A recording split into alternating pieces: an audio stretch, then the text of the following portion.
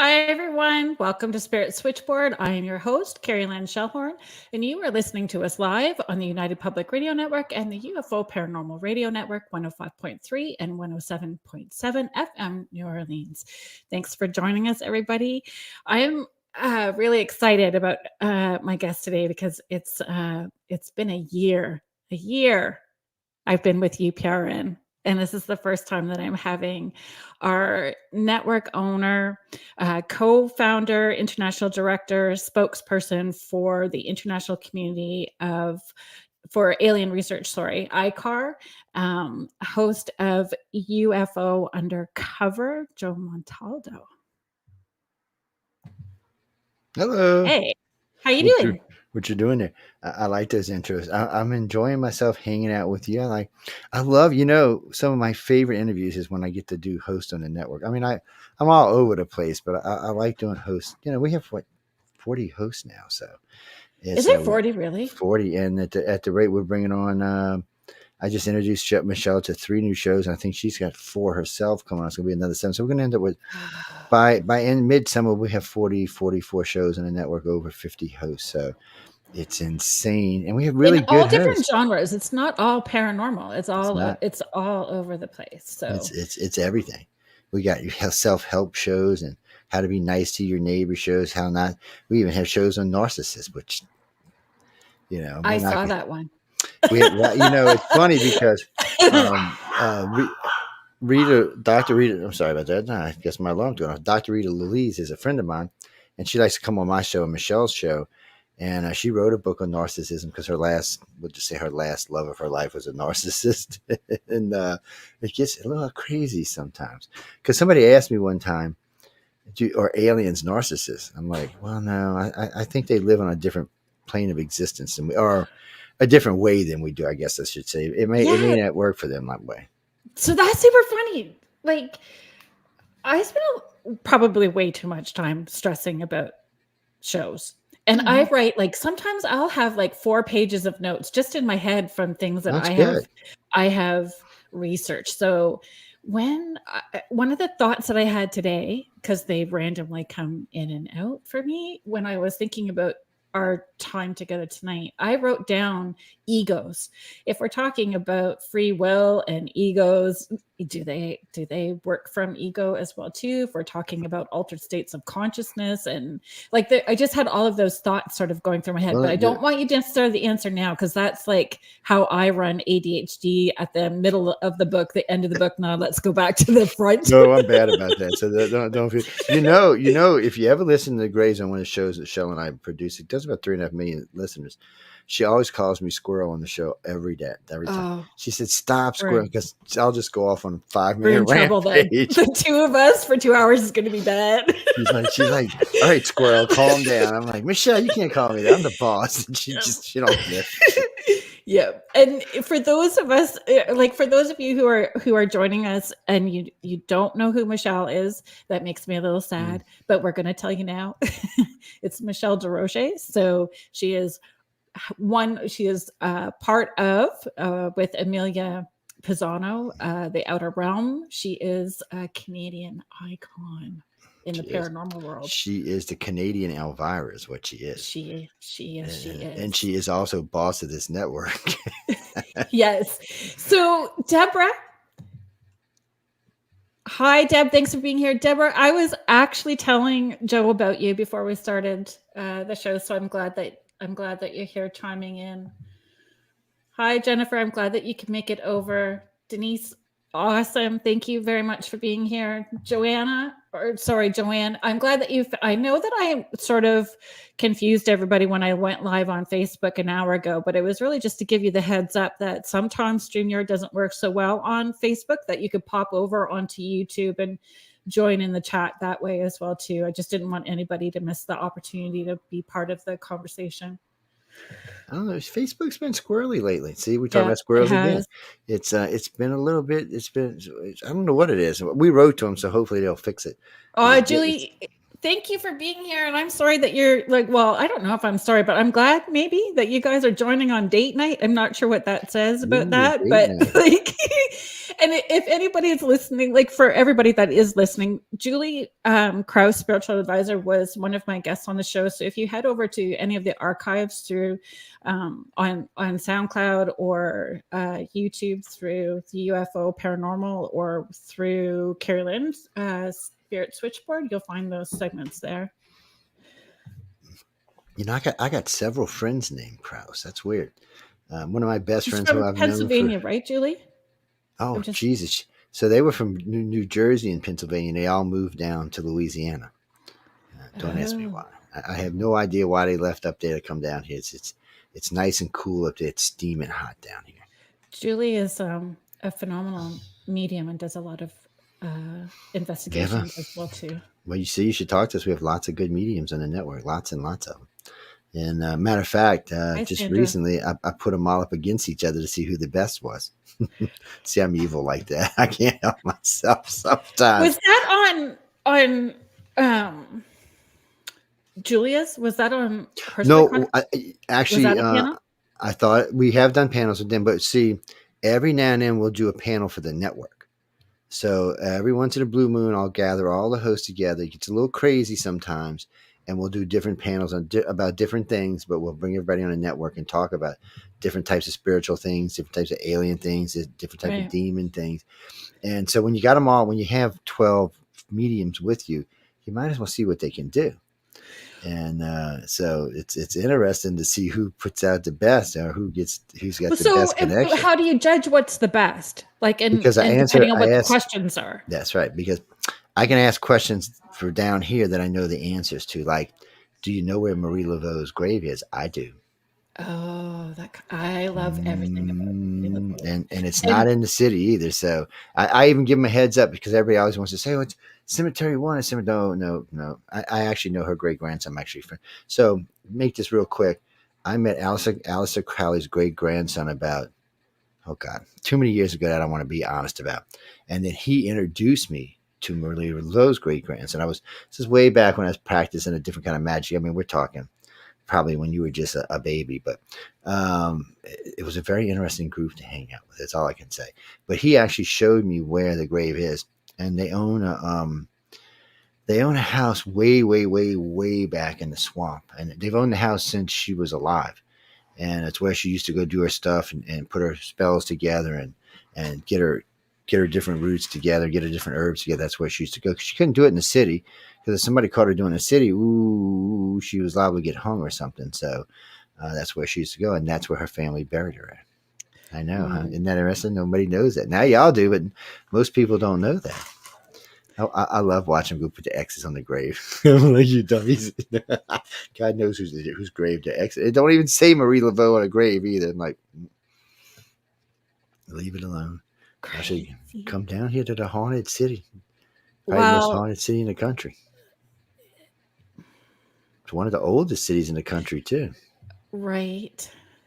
There's lots of reasons why I would like to go there. Lots of reasons I would like to go there. Eventually, maybe sometime. It's something I have to make a point of putting on my schedule because my calendar is pretty full. Like, even I try to do at least 4 charities a year as well too. And when I do the charities, I don't charge for my time, travel, nothing. It's all. I can understand it. I got. So between my own events and charity events, it's pretty hectic. I'm down to 158 lectures left this year.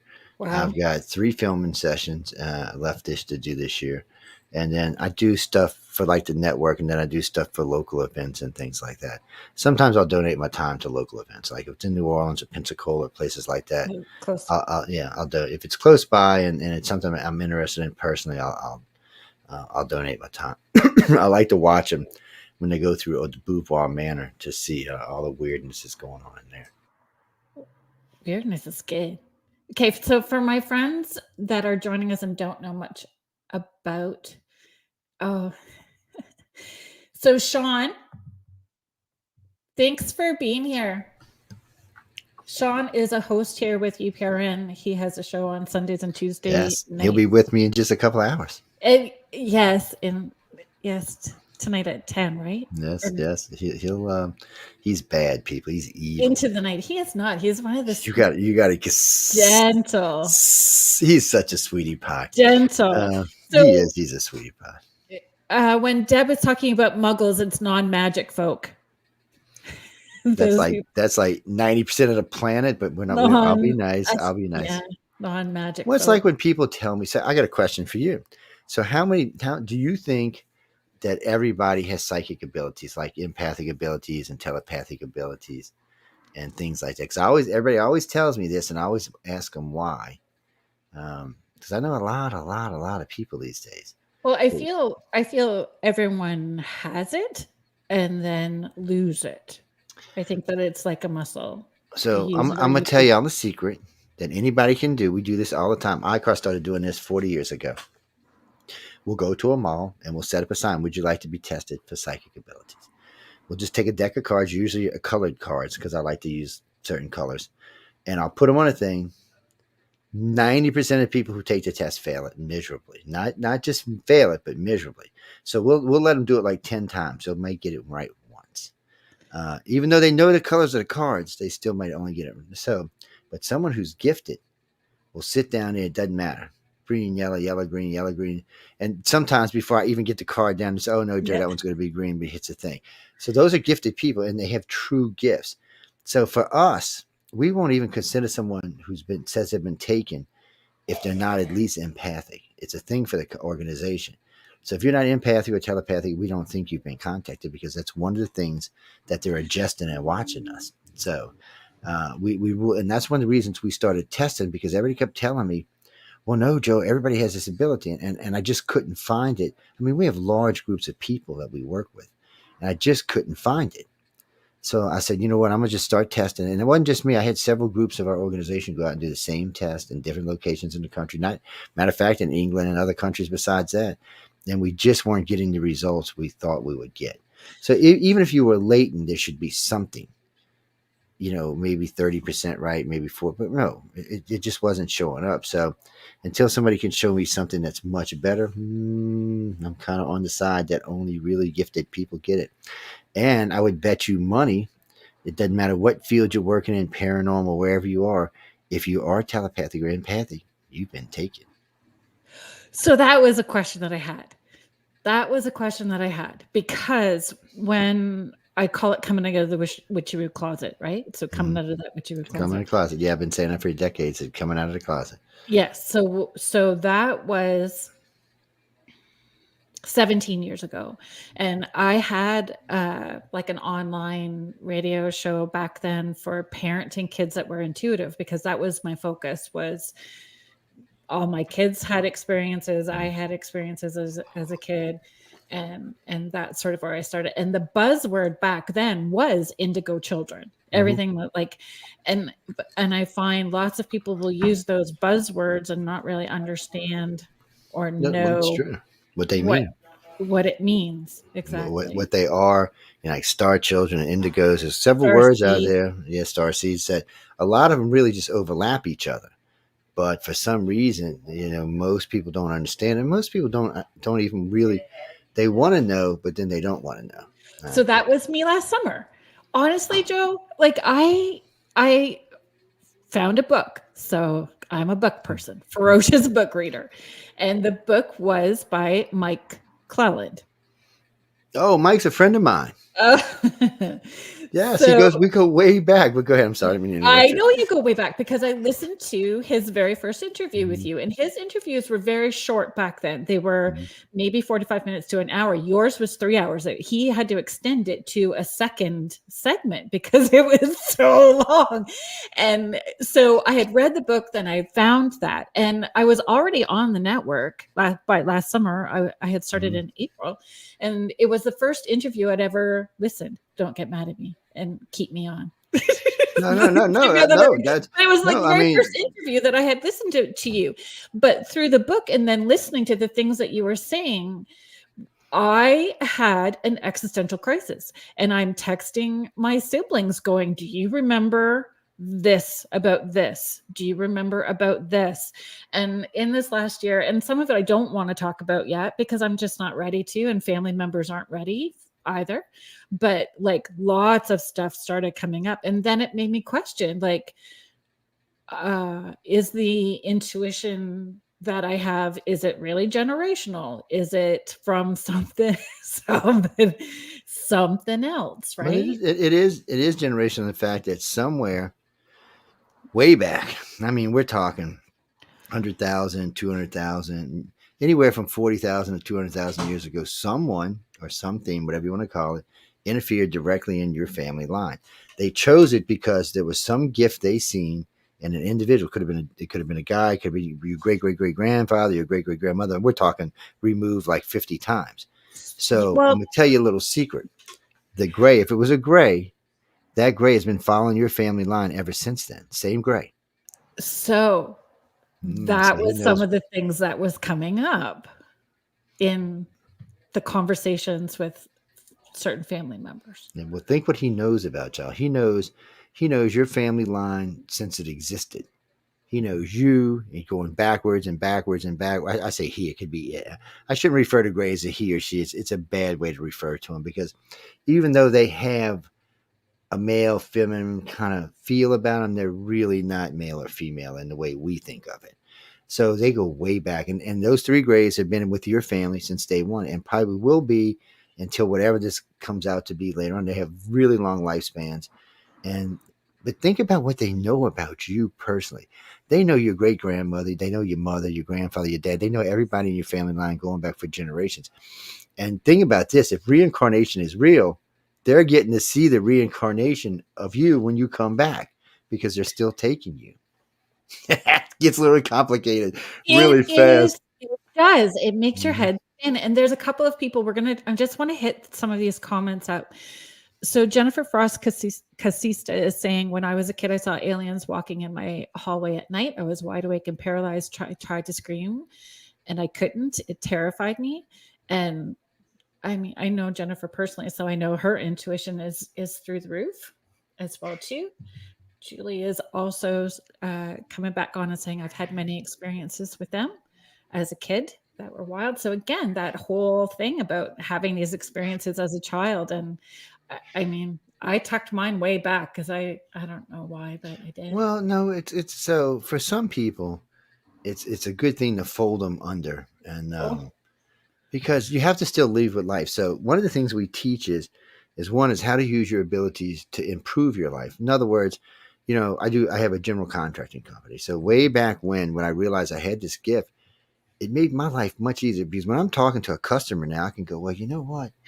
I think I can get another 5, 10, 50, $80,000 out this guy because he's not even bargaining. I can feel and sense it. And when I'm going up in price, I'm not getting any sense. But in the same aspect, I can get like some of my customers are really tight asses, excuse my language. And you could sense it. Oh, well, you might as well just quit here. You're not getting any money. But it really yeah. helps. But it helps more when I'm doing.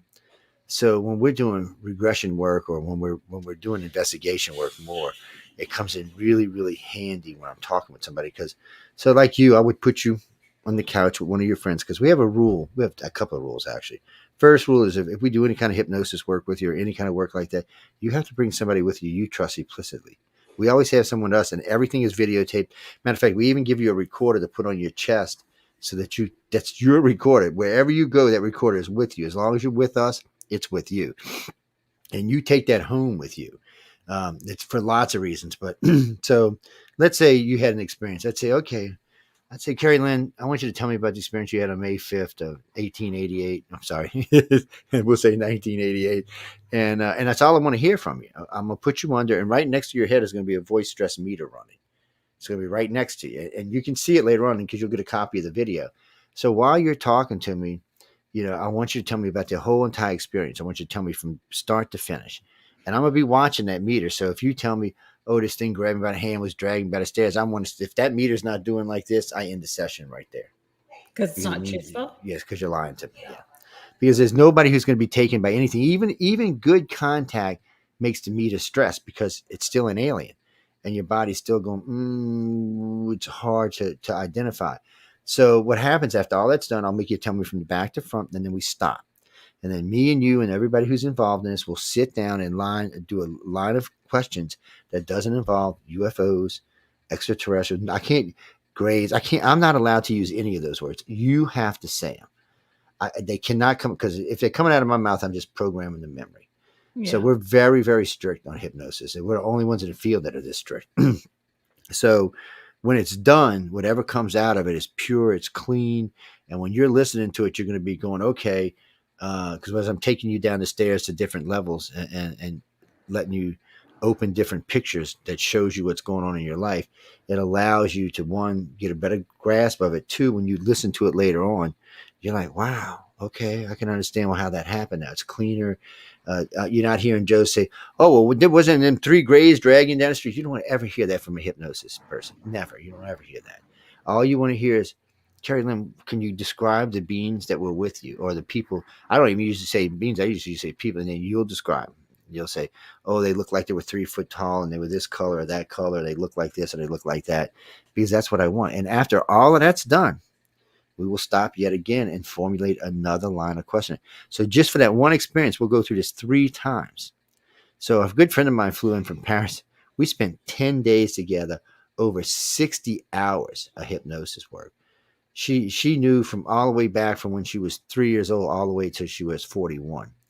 And it was insane, incredible how much information came out of that. Because 98% of us will never ever know we were taken. We just don't. So then for those families who have somebody who's opening that door back up, it can create a divide They can. within a family structure for those who are just not wanting the door to be reopened. Yeah. Well, it's like my mom used to look at me sometimes and say, what are you talking about?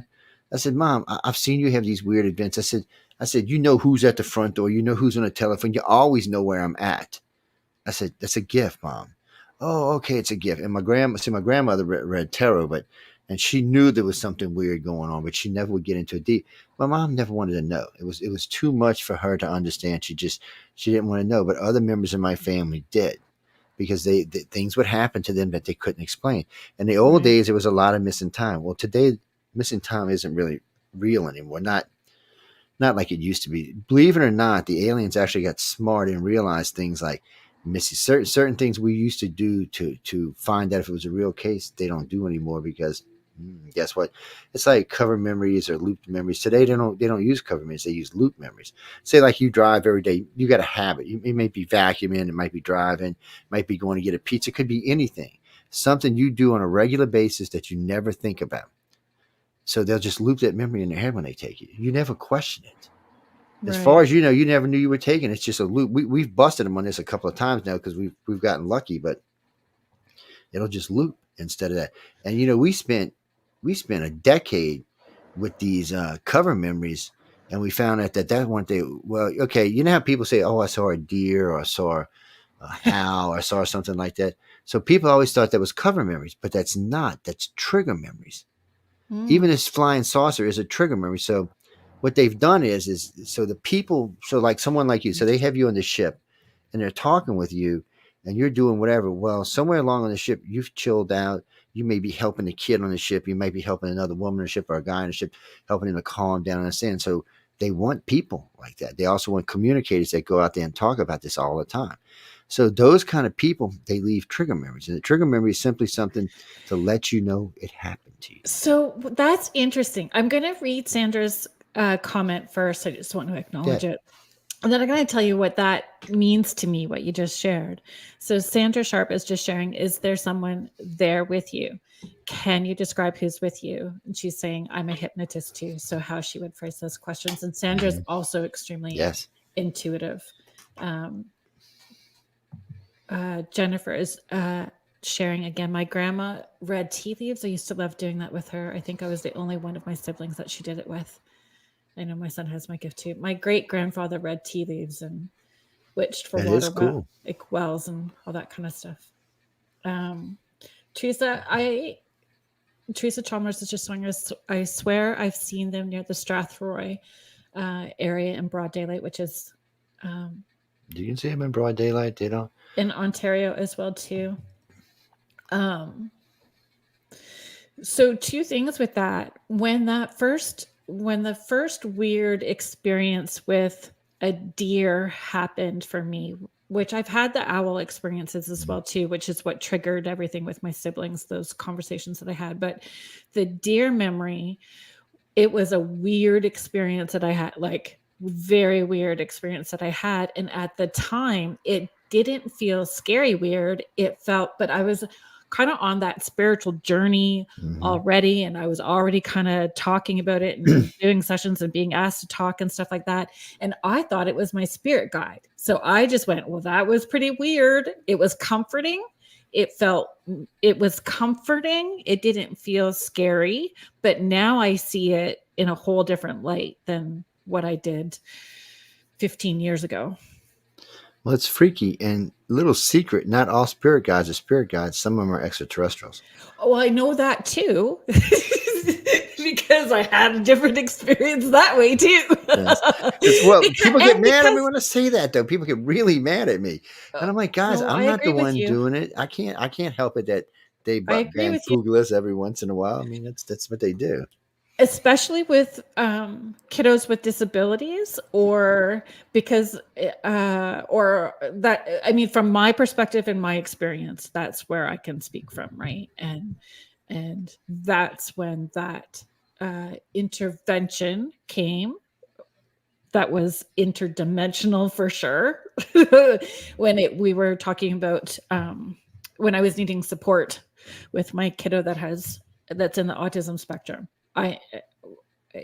it was very clear that it was coming from not necessarily a spirit guide that I would see as an ascended master. It was definitely an interdimensional being. Well, children, I shouldn't say that. So, children pick up on this easily. So, if I had $1 for every child, we actually have special people in the organization that deal with children. So, if I had $1 for every child that told me, "Oh, my bug-eyed gray friends," or my and they don't call them gray, but we're not going to get into that right now. But or my reptilian friend or my human friend, they consider them friends. They're not scared of them. No fear starts with extraterrestrials till puberty, and it only lasts from puberty to about age 28, because that's when, for some reason, whatever they need to do in there may not be conducive to humans in the way we think we should be treated.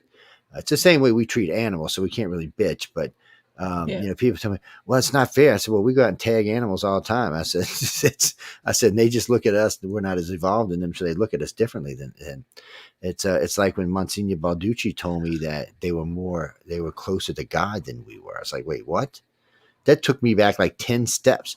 I was like, wait, what? And because I thought because I had somebody translating, P.O. Harris was translating for me. And I said, did you translate that wrong? She said, no, I did not. That's what he said.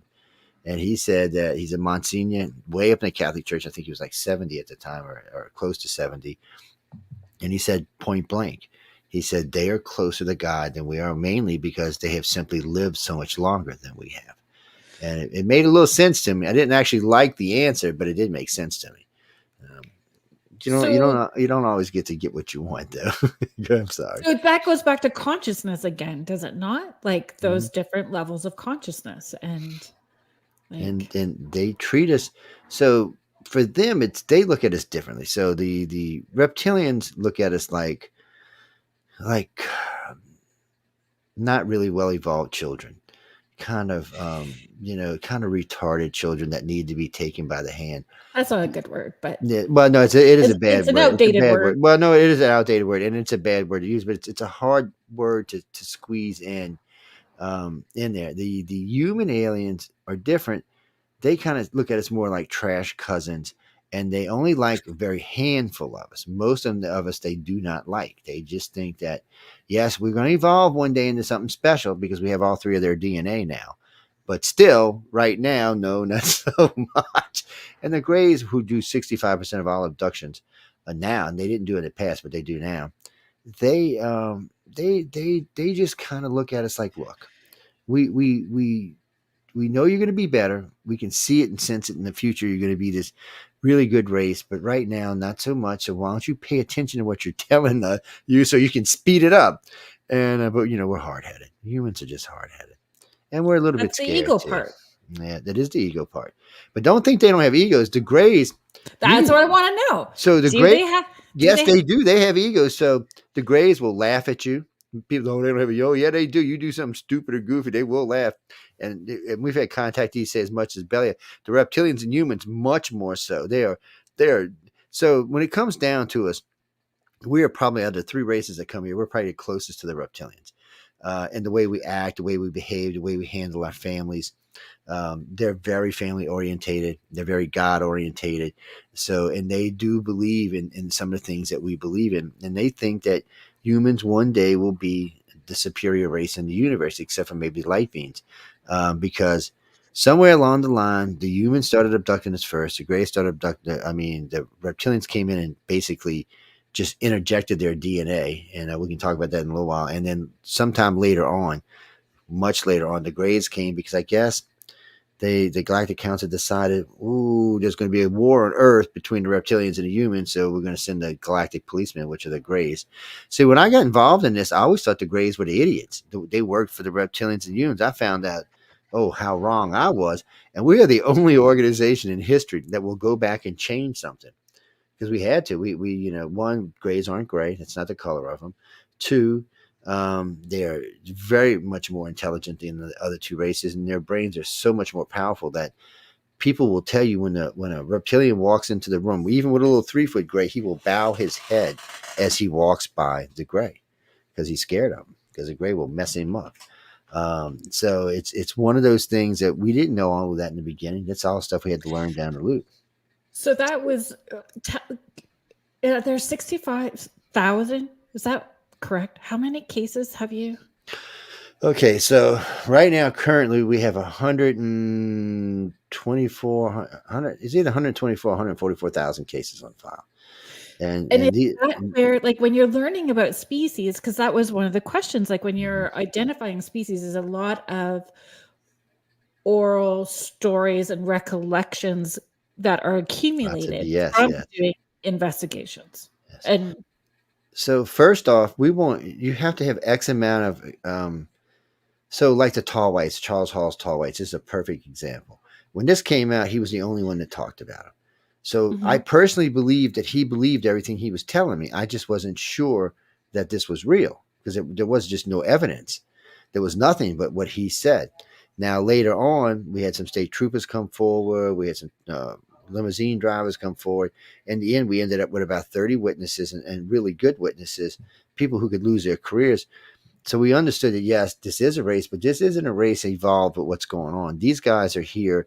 They cut some kind of deal with us. We're like a parking lot for them. So they park out at Area 53. They swap us a little technology to be able to use that area and stay under our protected wing. And they go and come, whatever they're doing. And even the military don't know what they're doing. They just go and come, go and come.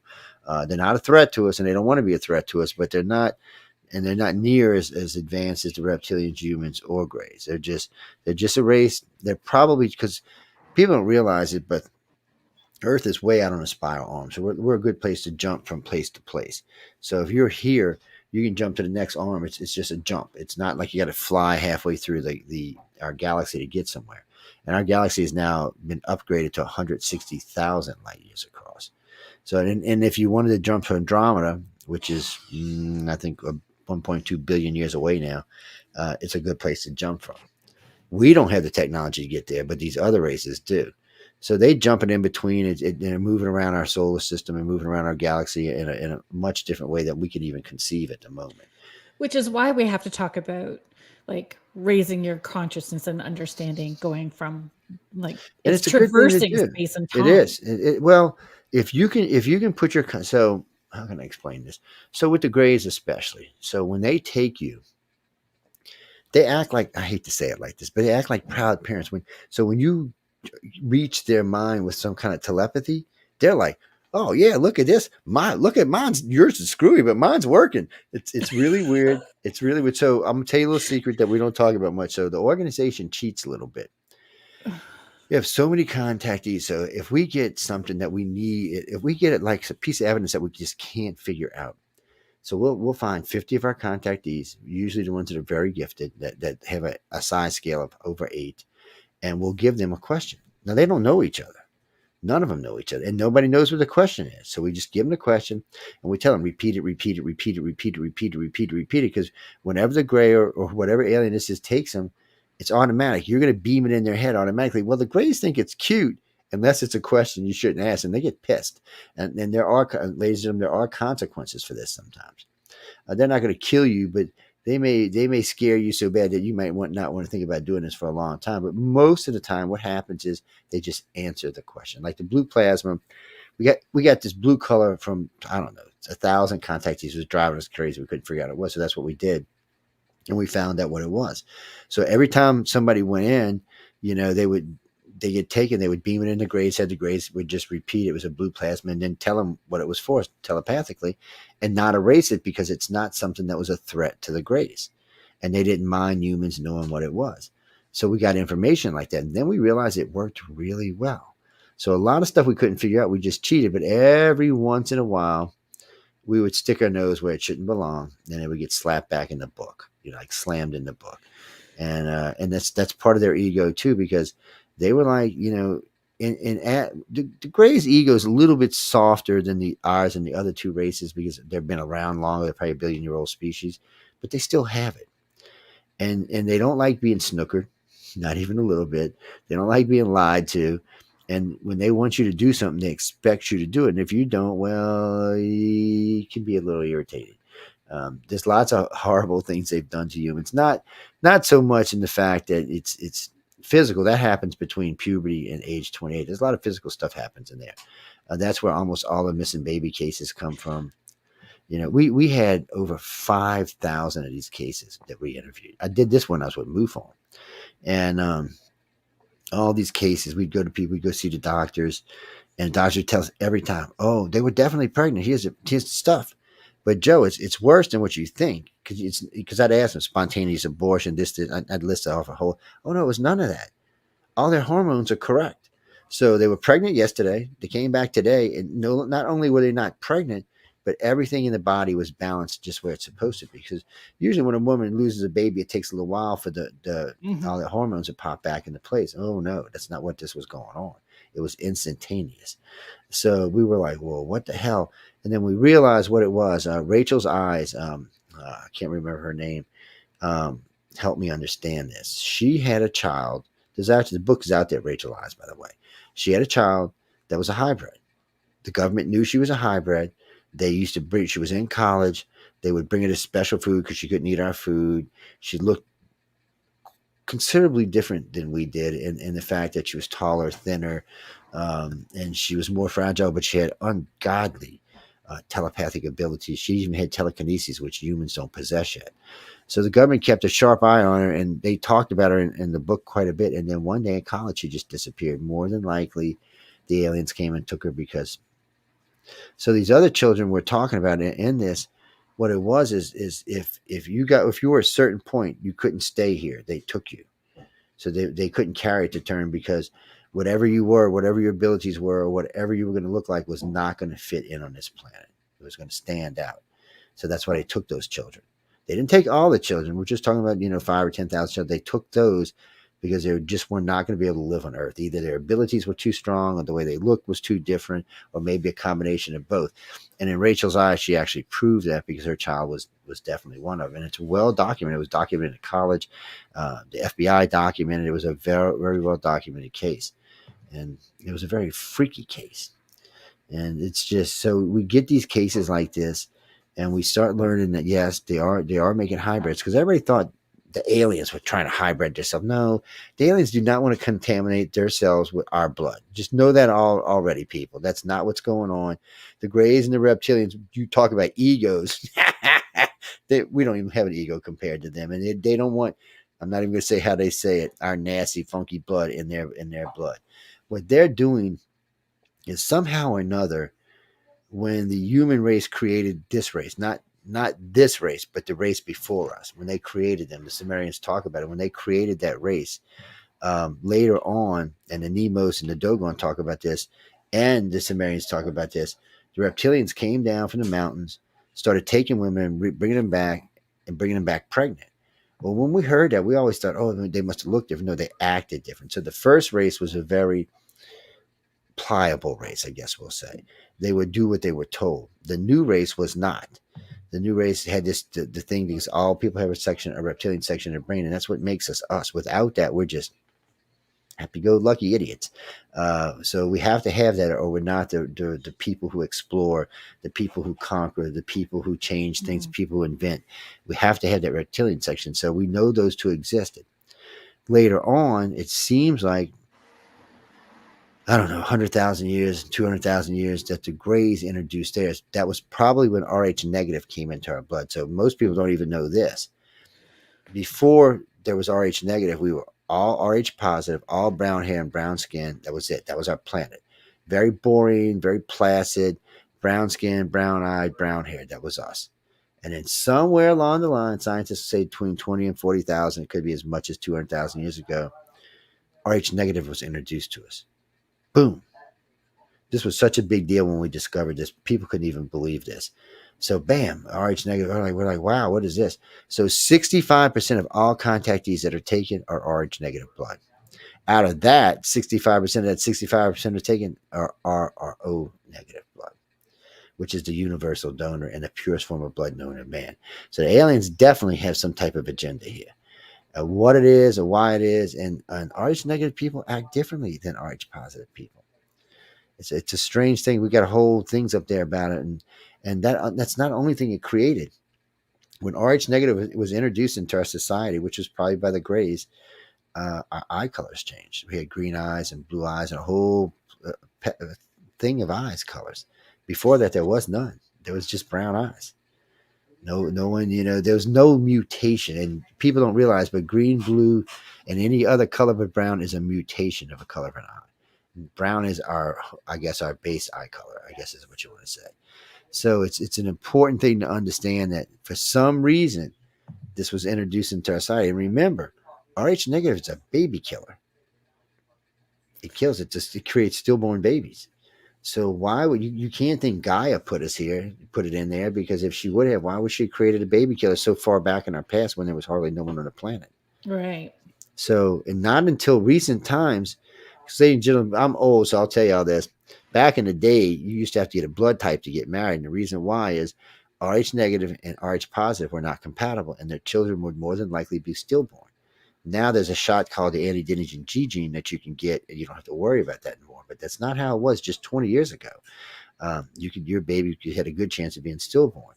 So Mother Nature didn't create that, but an extraterrestrial race who was looking to enlighten us. And on average, and this really makes people mad, on average, Rh negative people are usually more psychic than Rh positive people.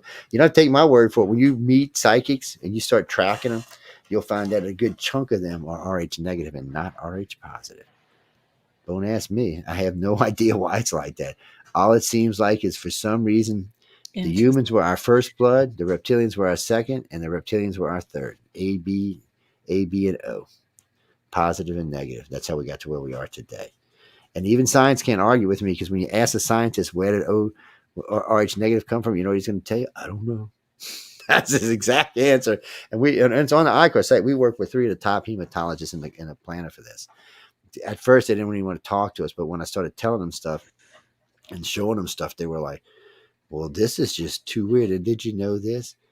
South America and Central America is 98% O. Figure that one out. Where the Aztecs, Incans, Mayans, and Toltecs came from. Shush up. Just telling you. See, I do research. I just don't do that. See, that's why people sometimes freak out, because I disappear for like 5 years, because that's what I'm doing. I'm in research up to my here. And then once I do a bunch of it, then I come out and tell the whole world about it. It's strange stuff. What it actually means is anybody's best guess, but it's all there and I put it out there for y'all to interpret. So, but then at the same time, if they are planting that information, little bits at it, then they're in control of how much access you would have and when they want you to know it, would they not? Well, true and not true. So when you're here, that's true, because they do downloads here. So Yes. People get regular downloads. But when you're on board the big ship, not the stupid little cruise ship, but when you're on board the big ship, everybody has an external hard drive. And what I mean by that is your psychic ability can access a hard drive on board their ships. So when you're learning, whatever they're teaching you to be a better human or a better whatever, it's still stored there. So every time you go on that ship, you access it instantly. It's a you have access to all of that information. And whenever they do the host bodies later on, or the host bodies later on, all that information will be downloaded into that new body and that new brain. The host bodies are really creepy, weird things. It's weird, and we only ever heard people talking about them in the 70s and 80s and the early 90s, and then people stopped talking about it. I think they stopped letting them see them. So when you go on board a ship, there'll be these tubes, and you'll see yourself, your children, other people on board. So the problem is, it's not exactly this body. Some of them might be a little stocky, some might be a little thinner, and but I it's want mine to you. be taller in there. But it's you when Taller you in see there it. would be good. So when you see it, like the first time you ever see a character, you're going to be like, "Oh shit, that's me!" But you're going to be looking at it, going, "What? Well, the thing about it is the way the brains are designed on them. It's much more powerful than ours. So all this stuff you've been accumulating, all these lessons you've been learning when you're on board these craft, go into that. So now you're the complete being again. And it's not just that, you're telepathic and telekinesis, and you actually have telekinesis then because a lot of their equipment run on telekinesis. So especially with the Greys, when they're doing something like, I don't know if you've ever seen the episode of Star Trek where they're thinking and they're sculpturing while they're thinking. It's just the thing sculptures for them while they're thinking. Yeah. It's basically that kind of technology. That's how the Greys do all of their stuff. And the Greys have no click and flip technologies like we do. Reptilians and humans do with the Greys, don't they? They meld with their ships. They become part of the ship. Anytime they need anything, they just think of it and it comes out of the wall. It's made as it goes along, and up to whatever it is they need. It's a technology and their ships are alive. They're not. There's weird stuff, man. I mean, the more you get into Greys, the more you're like, holy, what the hell is this we done stumbled into? But you learn. And again, we all thought they were the dumb idiots in the beginning. So it's the whole thing. And so just the more that people come forward and share their stories, right? So Yes. you just have more of that information. Teresa, I see that comment. I'm just not sure where we were fitting that in. Sorry. We can go back there and I can ask it if you want. She said, sorry, that question just popped into my head. I don't know Whatever it is. why. She was asking about when we were talking about RH negative. Oh, negative. It's interesting about Hitler because in the turn of the 1900th century, Germany was by far the most advanced country on the planet. It wasn't America. It wasn't anybody in Europe. So they were given a saucer. We know this now for a fact that the Germans were given a saucer because between 1911 and 1916, they were building saucers all over the place. They were building them like tanks, like boats, like planes. They were just trying to emulate what they had had. We also know now that the Roswell saucer we crashed and we got from the Germans at the end of World War II. We confiscated that thing and brought it home. We kept saying, everybody wanted to make these big stories about lightning knocked it down. So wait a minute, this thing can fly through cosmic space with radiation that would wipe our whole planet out. But you're telling me lightning's going to knock it? No. There's nothing on this planet that could even phase one of those saucers.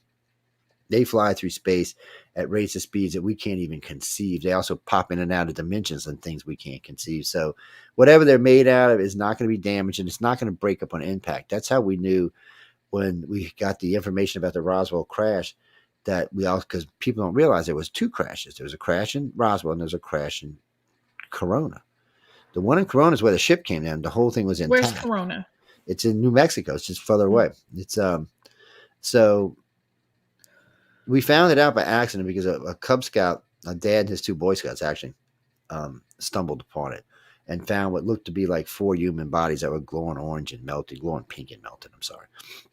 But the Corona craft was intact. It wasn't broke up. And anything that can fly through what we're talking about in deep space, a micrometeorite at half a light speed would just rip a craft into pieces. It would just be dust. So these things have to be able to deflect these things and destroy these things. So anything that's flying at those rates of speed that hits our planet, it's going to probably impact in one piece. But an spacecraft, an escape craft, or maybe a shuttle would not. And so what we seen at Roswell looked like it may have been some type of, it was either an escape pod or a shuttle. And we know that now because of the Roswell Gazette put out what looks like a microchip today, what we would consider to be fiber optics and aircraft aluminum. They're identical. When you look at those pictures from the cassette, they're identical to those three products today. So we're like, oh, so you know what, people? We may have not have supposed to have had the computer generation, the computer age. Without that crash, we probably would not have had the computer age. God knows where we'd be right now, but we were probably not supposed to have it. So maybe that's one of the other reasons they keep an eye on us, because we skipped ahead a little ways on that. So all of this stuff is interesting. So when you go back to Hitler, Hitler knew. Remember, if you've ever read the book Mein Kampf, he talks about fair haired white angels with weird heads that used to come in and tell him what to do. These are just, when you hear people talk about the white aliens, that's what they sound like. If you're looking at them face on, they look like white angels. They have this weird glow to them at certain times. The way they're built, in a lot of ways, they're built like us, but if they turn sideways, their head is longer than ours. It's deeper than ours. So our head may be this deep, their head is like this deep. It's like a foot. So, but really, and they do have 6 fingers and 6 toes. So, ooh, that's the Nephilim, isn't it? But no, that's extraterrestrials. So you got to be careful when you're going back in time, because a lot of what people considered to be gods and this, that, and other thing were not. They were simply just extraterrestrials screwing around on our planet where they didn't belong in the first damn place. Yeah. But we're humans. We don't know. We take things for what they are, or what we think they are. I had Floyd Wills on, and we were originally talking about the red-haired giants from Lovelock Cave, but it stretched way into like the Nephilim and alien. Well, because species, they and we have the went way. redheaded doctor. So I cannot, if I had $1 for every woman who told me about the big 8-round stirrup thing and the redheaded doctor, I could retire. So, and it's not just the Greys, it seems to be all 3 races. So we've heard this so many times, and most of the time these are in military bases, by the way. So they got this redheaded doctor. He's somewhere around 7 foot tall. That's what they usually describe him as. He's not human. And sometimes his hair is ginger, sometimes it's flaming red, but it's always some color red. And he's always in green scrubs, always. Some people, they say when he looks on his face, he's very beautiful. But he just has this crazy red hair.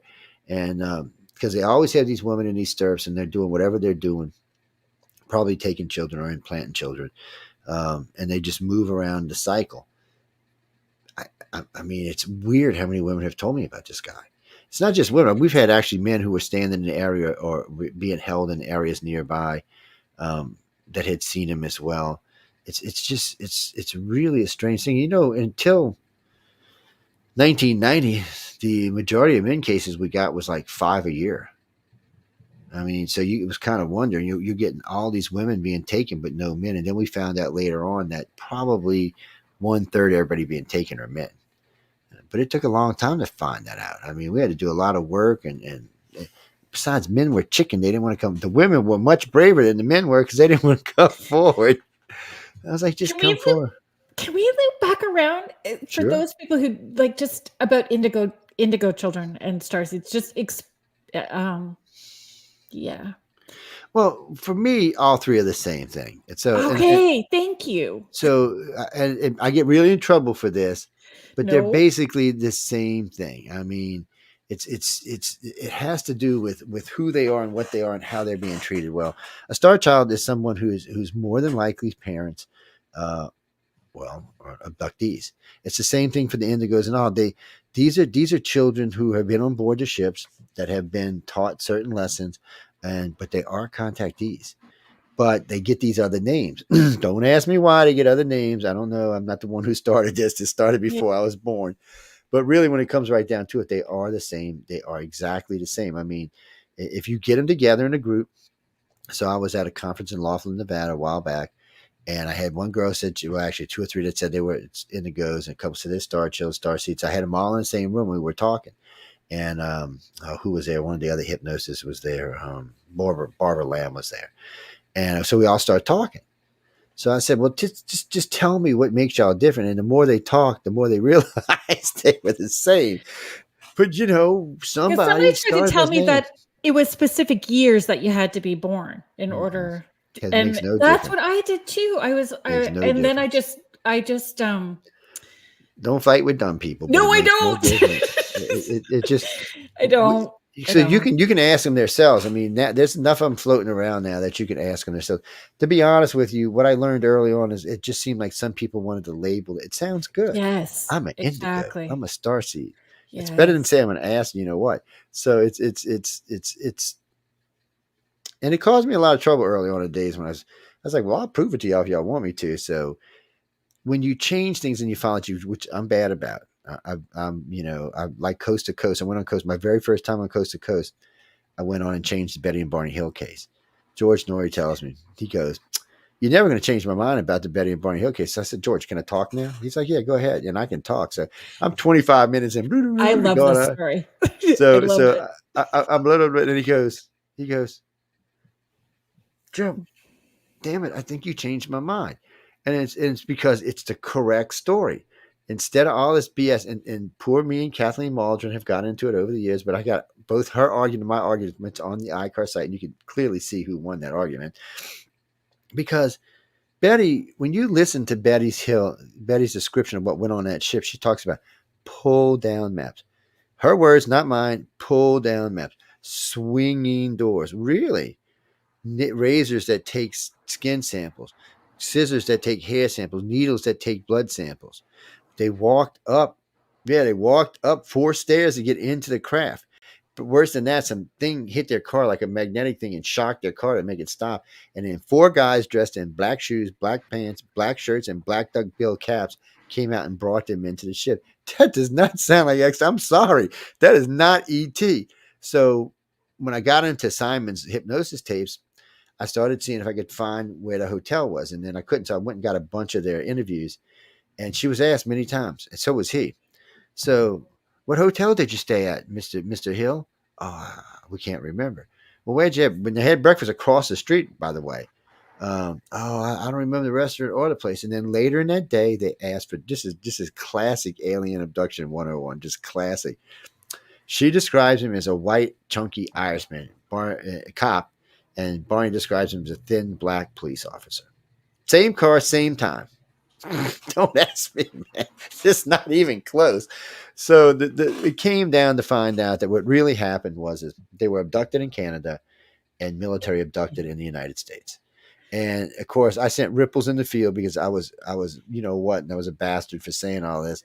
And you can't go around changing. Well, yeah, you can. When you did the case wrong, you need to change. I tell people all the time, if you find me make a mistake, don't even qualm giving me a call. You're not going to hurt my feelings.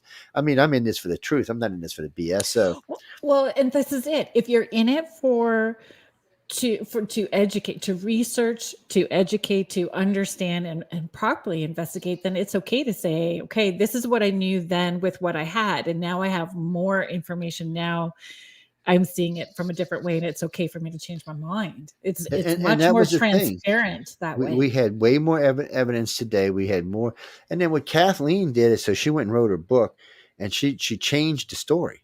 She said, "Oh, it was digital TVs and stuff like that," which still wouldn't have mattered because the type of technologies the aliens use is not something that's going to be on a stand sitting in front of it. It's into the walls. It's just their technology is just so far more advanced than ours. It's not even funny. And a lot of times you'll just see a plat and they'll touch it and it lights up as a screen or to light up as something else. It's just they have multiple technologies doing the same thing. So it's much different. And for some reason, I know she just wanted to write a book. And then later on she admitted that they were being Millab, but she didn't want to admit that case was. So here you go. Barney, Betty wasn't even a contact you guys. This is what got me in trouble. So Barney from a young age had military officers following around. He knew 3 colonels. Knowing colonels is, ordinary people don't get to meet colonels. They just don't usually associate with ordinary people. It's just they think they're above that. He had a colonel living in his house. He was best friends with 2 colonels. He was married to a white woman and invited to speak at the White House, and all he was a postman. And back then, it was not a good thing to be in an interracial couple. Today, it's Yeah. fine, but back then, it wasn't. So you're thinking the whole time. Well, then we find out that Barney, from a young age, had been telling people about these weird dreams and these weird things that were happening to him. And that's when the military took an interest in him and had been following him his whole life. So they knew when he was taken because they were watching. They knew when he was taken in Canada. That's why they were waiting for him when he came into the United States. And instead of just knowing it's the truth, no, we're going to argue about it, but it's what happened. And now I don't know if it was the very first, but I can tell you it's the first MILAB case we know of. I'm not saying there wasn't more before it, but that's the first Right. one that we actually know of. And instead of taking it for what it is, and so I tell people all the time, I said, don't read Kathleen's book. Go listen to their interviews and see what they say. Don't listen to it secondhand. Listen to it firsthand, because there's still tapes out there. You can still go listen. And you can still find some of Simon's hypnosis stuff. And in Simon's stuff, you clearly hear 3 sets of memories. So you knew right off the bat that, there were their memories, there were the memories of the event on the aliens, and there was the memories of the event of the military abduction. So, and when you listen to him talk about it, you don't hear Betty getting scared, but you hear Barney screaming. I mean, screaming, because he was the one who had came in contact. And then when you listen to Betty talk about being on whatever they were on that day, oh, some guy with a big nose hands me a book, a paperback. Oh no, a hardcover book. I'm sorry, and hands her a book to read. I'm like, oh, till this day, I have never heard an abduction like that before or since, ever. Yeah. And I've got more abductions on case than anybody does, and it's not even that. I work with at least a dozen other researchers um, that also have never heard of that before. And when you hear the scream, like when somebody's doing their hypnosis and that screaming, like that, you There ain't no doubt visceral. about it. Yeah. I It's was visceral. when I was working with my friend from Europe. She was like, "We're going on and on and on," and then so she fell in love with this alien, by the way. So it was a reptilian, and he had the ability. Reptilians have the ability, just like Greys, to make you. They don't physically transform their bodies, but they can make you think they do. So So I saw somebody that, and this was a long time ago, mm, 16, 16, 17 years ago, public speaking, doing a presentation, and I watched and I turned my head and looked back, and it was, I got up and left the room yeah, you because should. I went, and that was a reptilian. Whoever It this is. person is not a person. That's a reptilian. It was like I don't even know, glimmered. It shifted really quickly. Somehow or another they can offset. It doesn't matter what the distance is. It's for Mm. some reason when you look at them, that's what you see. So under the hypnosis, I said, I'm going to tell you what. No, don't look at him. I said, what I want you to do, I want you to reach out and just rub your hand across his arm, touch his arm, tell me what you feel. I said, no, just don't think about what he looks like. Just reach out and rub your hand on his arm. And she's like, it feels cooler than my hand. I'm like, really? I said, well, if it's human, it should feel warm to the touch. I said, so what do you got there? I said, now just squeeze and tell me what you feel. And the more we did this and the more exercise we did, eventually um, she popped open her eyes and he was just standing in front of her. This guy was 8 foot tall, probably 700 pounds, easy, big, huge. And she still, even after she's seen him, she was still in love with him.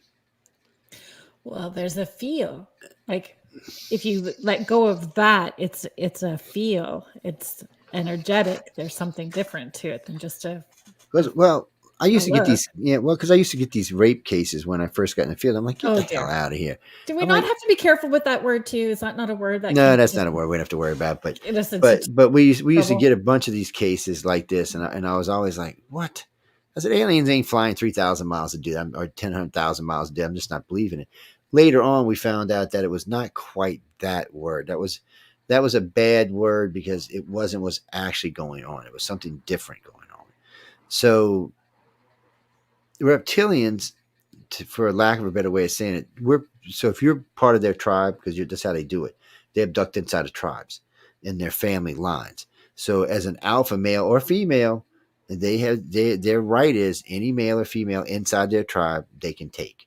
That's just part of what they're allowed to do, and it's just part of it. So what happens is when you start to realize what's actually going on, you find out that a lot of these people, because you have to be willing, you have to let it go. So I Mm. told people, I said, what you do is, I said, if that's what's really going on, I said, just put in your head. I said, don't physically fight because you're wasting your time. I said, put it in your mind and just scream in your mind. And it worked. They just stopped. I had at least a dozen cases where they said, oh, it just stopped. And it just didn't happen to females. This was male and female.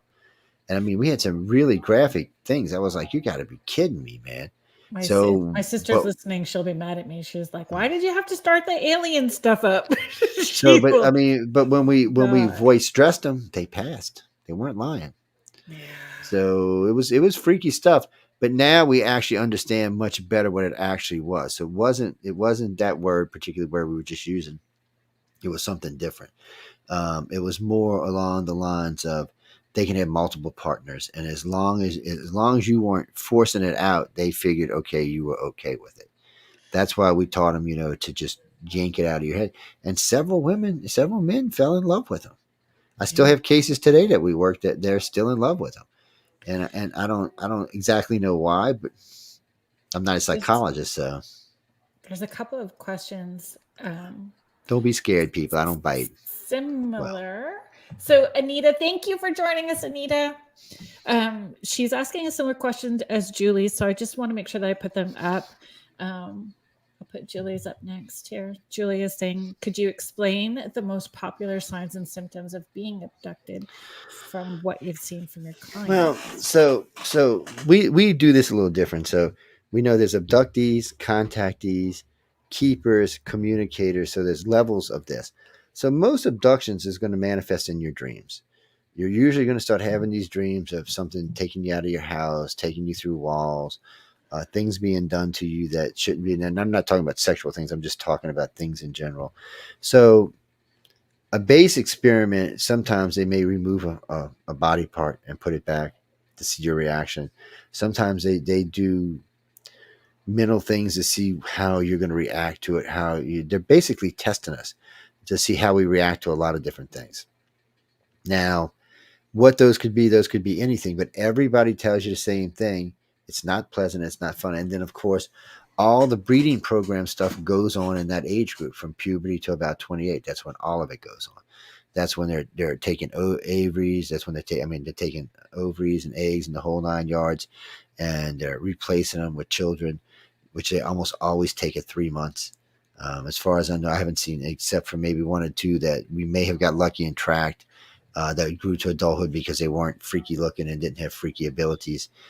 Those were allowed to go to adulthood, but most of them were just taken around 3 months. And so later on, we started pushing to find out what were they doing with these kids. Well, come to find out, they weren't doing anything. The kids are on board the ships, living normal lives, but just on board the ships, being taught things, learning things, but they just can't come here. One, they don't look enough like us down here, and some of them have serious where we think of empathic or telepathic. No, no, no, they're far beyond anything we're doing down Right. here. So they can't live here, and because one, just out of accident, if one of them got back in the corner and got fear, they might melt your butt or throw you across a room or something. So they can't be put on this planet because we can't defend ourselves. We're not to that point yet. For humans, we're empathic and telepathic to a point. There's some pretty good telepaths on. I know for the Air Force and Navy program, they've been recruiting some pretty good telepaths, which are all contactees, by the way. As far as if you're telepathic and empathic, you're a contactee or an abductee. When it comes to telekinesis, it's a lot different. So let's look at this from a different point of view. So if we had that ability, if I had the ability to squeeze a blood vein in your brain and kill you, we'd be killing. Trump would have killed half the planet off. Let's just be honest about it. And no, people, I'm not hating on Trump. And he ain't the only one. Obama would have too. Bush would have. Everybody would have. You go all the way back to Reagan. Even what did he say? Take him out. Psst. And so we're not to that point yet. And somebody would have claimed Randy's $1 million by now. Oh yeah. But so we haven't quite reached that level yet. And the reason why is because we need to develop as not just as individuals, but as a planet. So think about telepathy on a grand scale of 8 billion people having it. Oh my God, they'll be fighting, cussing. You're walking down the street, somebody's looking at you when you're walking by. They might be thinking something good, might People's something thoughts are naughty. really Yeah. loud. Yes. So you have to be careful with that. And one of the things we teach empaths is how to control that ability because, telepaths are a little bit easier because they've had time to develop it usually. Empaths can either send or receive or both, but most of the time they're either a sender or a receiver. So this is an easy experiment. If you've got an empath around you in your life, take them to the mall or take them to where some people, a group of people standing around. Whatever mood they're in, if they're a sender, everybody in that room will be that mood. Everybody. It instantly, within like 5 minutes, everybody in the damn room will be in that mood. But also, you can watch one who's a receiver, and it or she might start going through a realm of emotions because they're experiencing all the emotions of the people in that room. A lot of times they end up having a lot of psychic problems or emotional problems, and find themselves dealing with psychologists because they just don't understand what it is. Once you know what it is, you can control it. Once you know that it's somebody else's memory and not yours. So, an empath will be sitting there and they feel this emotion, which they know is not theirs because 5 minutes ago they weren't feeling anything like that. But it's still a real emotion that has to be dealt with. You're still feeling it. And you have to know how to control that or how to block it or how to send it back because you never know what the idiot sitting next to you is feeling. He That's might have right. just, And that discernment, right? yes. Discerning where it's coming from. And you do because they may have just gotten divorced. They may have just committed a crime. It could be anything. They might have just been watching some stupid movie and they've been laughing and you can't figure out why you keep giggling like a school child because you just can't stop it. It's because of the person you're close to. And it's not, what makes it worse is relationships. If you're with a partner who is not an empath, odds are there's going to be problems in the relationship. So I don't explain this, but when two empaths live together and they hit the same meld, there's nothing quite like it. I mean, you experience everything, not just sexual things, but everything on a different plane. I mean, it's like the two souls are actually swimming around each other, so you're experiencing each other. So it gives you a whole different look on life. It gives you a whole different look on everything, and anything hateful or pleasurable is intensified. Jesus, 1,000-fold. So Right. all of that you have to understand, and live with an empath can be the greatest thing in your life. It can also be the most horrible thing in your life. So you have to understand, and we try to educate people as much as we can, but there's not that many of us, and it's a big planet with 8 billion people, and out of that, a good, well, according to Alfred Weber's math, 1.5 billion of us are probably psychic and empathic because that's the contact D ratio. That's what they think it is. And I think that's what, and correct me if I'm wrong, Julie, like those signs and symptoms that she's talking about, is it, she's saying I had these memories as a kid and she's super intuitive and she's doing this work, right? She's being of service, which Yeah. I have a whole different viewpoint and perspective of how I've when I'm saying No? I'm being of service. I totally have a different perspective now from what I did, 10 years ago from being Yeah, of service. because, well, Like, how do you know? Are you saying like, can you be intuitive and empathic and not have been a contactee? no, because You, that's so let's go backwards a little bit. Let's go back, say, 2 million years. So whatever went on then. Okay, they came here and they created us, and when the reptilians interbred with our species and created the species that's here today, um, those people that were in those groups are empathic and telepathic. So if you were to breed, let's say you bred outside of that group, well, we'll say you're a guy, you married this woman, she's not a contactee. When her children are born, they're going to take them because they're gifted. So you can't escape the loop. There's just no way out of the loop. so in remembering, um, like, do we remember because they want us to remember? Or do we remember because we're triggered? Can it be all of the above? You know? Well, some of it is because we're triggered. See, the thing for us is there's lots of ways to set us off. So anytime one of the aliens are near to us, we can feel it, we can sense it. You might not know what it is, but you'll get this feeling. It might be in the stomach, might be in the back, might be in the head, but you'll get this weird off feeling that you're like, what is that? And it's not always a fear thing. Sometimes it's not, because a lot of people like contact with the aliens. So once Yeah. you get past that age of 28, contact's different. It's no longer anything bad. It's more enlightening. You get a lot more. You start getting downloads. You get way more information. That's You for start to sure. understand what's going on in your life and their life, and they want you to make it the next. They want you to be that empathic, telepathic being that they originally got. When your great family was back 2 million years ago, they want you to be that. Yeah. That's why they stay with those family lines to make sure they can track those.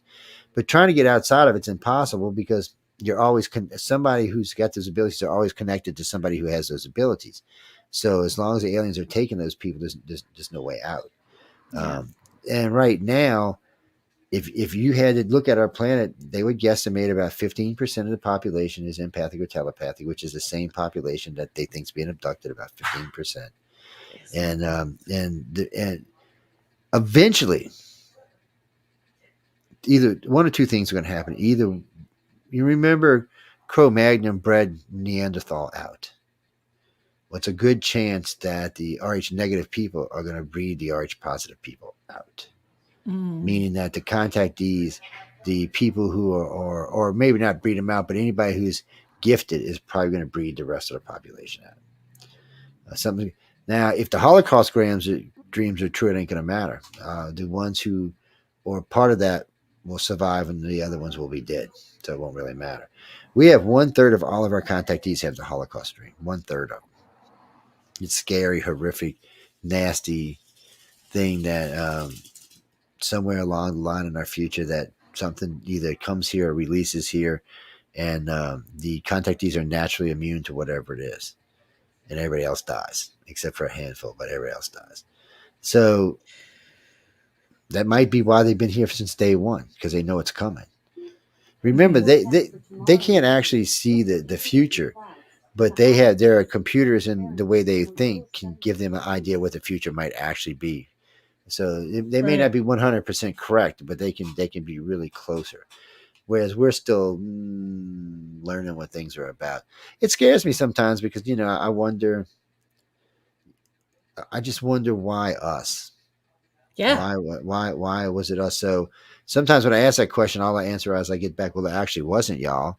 We came here to mine your planet and we couldn't do it. So we created a slave race to mine the planet. And this freaking reptilians came in and then a bred and created a sentient race that made everything worse.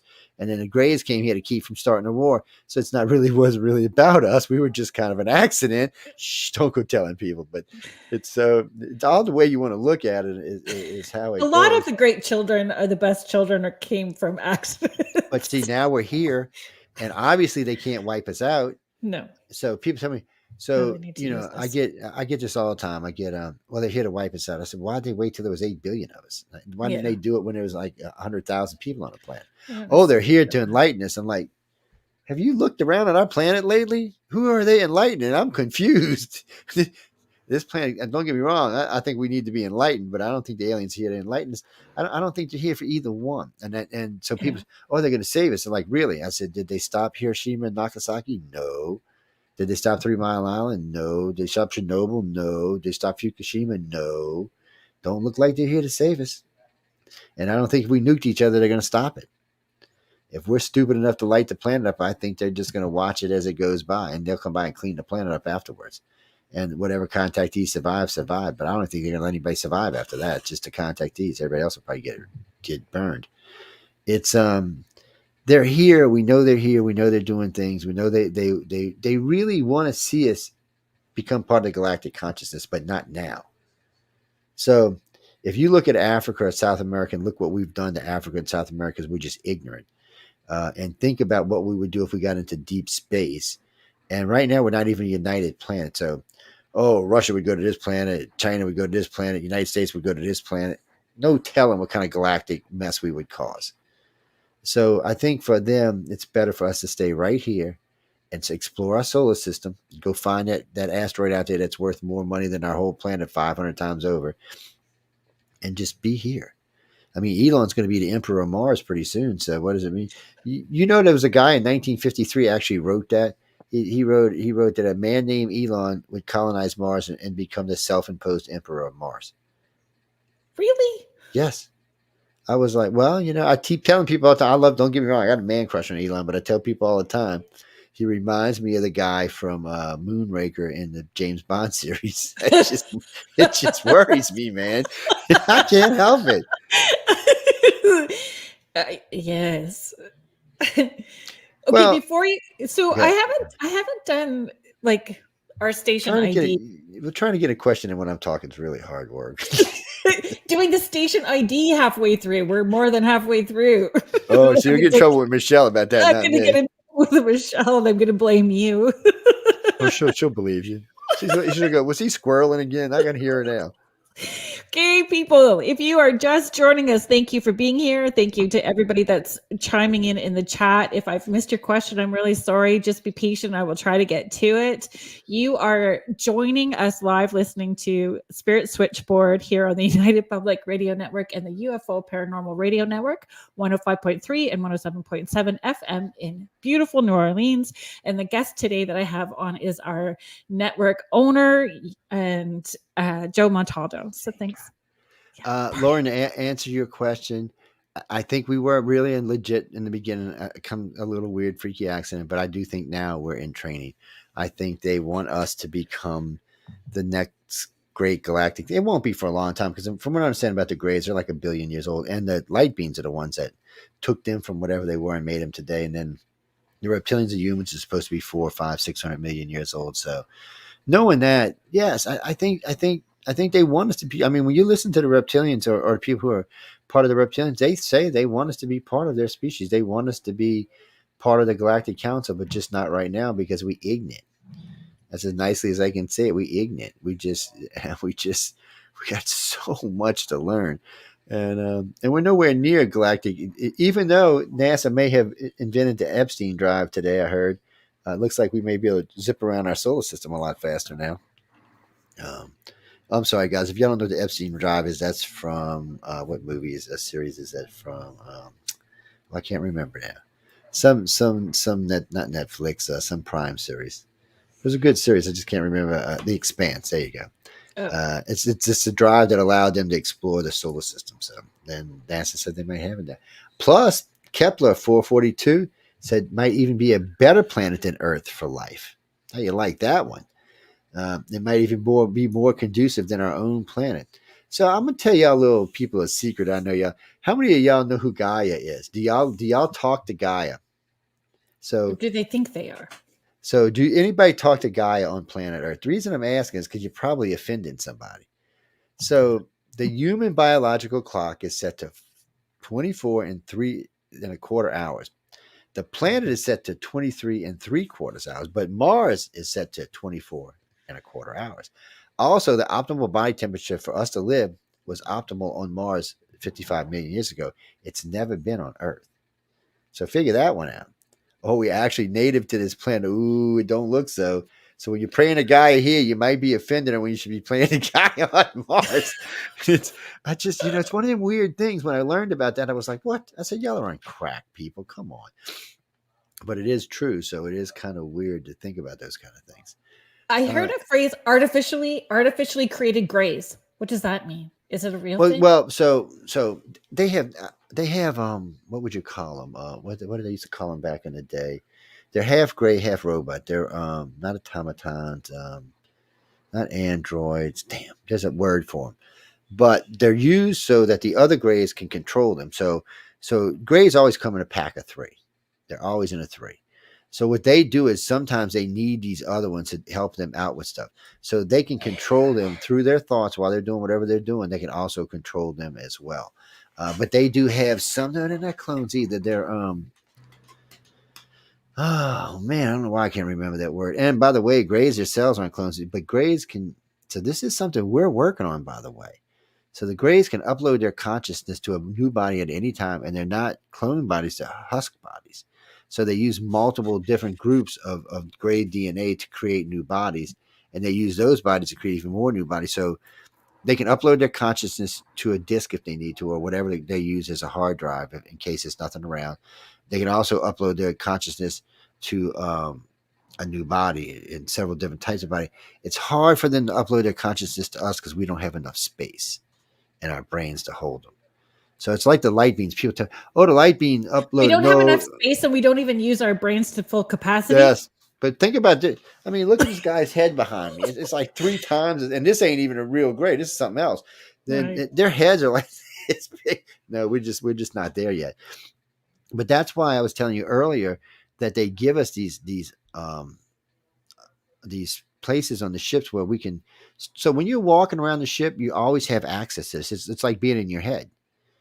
And as long as you're around, or even on a planet, like when you move to send you to a new planet, it's always in your head. So you can keep contact with this all the time. So you don't have to store all the information in your head all the time. That's why when we get downloads are opened a little bit at a time. You never get a download that just opens like that. It's not how they work, because it would probably drive a human insane. So they open a little bit at a time, and as you need them, they open a little more, and they open a little more, and they open a little more. So it's different for them than it is for us. I mean, they're I would imagine their IQ somewhere around 4,000, where ours is at best 120. Mine personally is 169. It's well, I'm gifted in math and science at 173, and my overall IQ is 169, which means that's what that means. Oh, you're brilliant. No, that's not what that means, by the way, people. It means you have the potential of being brilliant, but it doesn't mean that you're smarter than anybody else. People always people are like, oh, you're so much. No, it's not what it means. It means that you have the ability to be smart, and it also means you have the ability to think in abstract. Whereas it's harder for other people who don't, but it doesn't mean any more than that. And I found that out by accident, by the way. I was tested by Mensa, and I was like, what I got? Because I think I'm dumb as dirt. So I was tested in grade 2. I was like, I told him I didn't believe him. I was tested again when I went in the Navy, so I was like, oh, maybe it is true. It's but it's like I said, it is probably what makes me a good researcher, mind you, because I do like researching, and it is probably something that makes me be a good researcher. But I tell people all the time, it's not what you think it is. People always think instantly they hear that they're like, oh, you're brilliant. No. I hate to tell you this. Who had Tony Randall had the highest IQ in this country for a long time. He had an IQ at 200. He was the actor on the it was Felix and what was it? Oh God, now I can't even remember that. See, my brain's going. The Odd Couple. He was the other half the actor. Yeah, and he had an IQ of 200. He was a freaking actor. Yeah, so he wasn't a physicist or scientist or anything else. That's what I say about like mediumship in the work that I do, is that I'm just nosy. Like I act like an investigator. Oh yeah, you say that you're grandma. I want to know this, and this, and this, so I know for sure that you're the grandma. Can't help themselves. Even abductees can't. Contactees especially, they can't help themselves. It's just it's like they feel like they're being pulled to things. Yeah, and information gathering is definitely for me. But you'll know when people ask me all the time, how do you know you're an abductee? Well, abductees don't always know because they're just starting out experiencing it. And we don't like telling people. We like people finding out on their own. Contactees are different. Contactees know that they're being taken. So they have a much different look at life, I guess I should say, or how life is. Abductees and contactees, two different things. Abductees are just somebody who may or may not have had an experience that reminds them they think they might have had something happen. Contactees know something's happened, and in some ways they're even starting to work with it. But even a keeper who is way the hell up on the ladder is still, even they probably only keep 30% of what they learned. So starting to work with it, I mean, I would say in my existential crisis that I had, that I thought that it was, just becoming more spiritual and moving down the spiritual path. And when I had that flashback and all sorts of other things, then, not that it's still not spiritual, but my perspective of what spiritual is very different. Well, spiritual is a good thing. I like you use that word, because people ask me all the time, are you religious? No, I'm not. I'm spiritual. And I'm spiritual in a lot of ways. And come to find out now that like the reptilians, they have a single religion. We know now. They've talked about, lots of contactees have talked about it. They have a serious religion at that. That really, and they also have a caste system in the fact that some of them have gills, some of them have wings. They're different. They're they're just broke up like that. They also they have the Drago star system, which is not their home system, but it is one of the systems. We're pretty sure they were on Earth back 65 million years ago, and probably some still live on the ground today. But even this isn't their home system. They've been around long 500 million years, a long time, so they probably colonized quite a few areas. I know they said the when light beams came from a different galaxy. They're not native to our galaxy.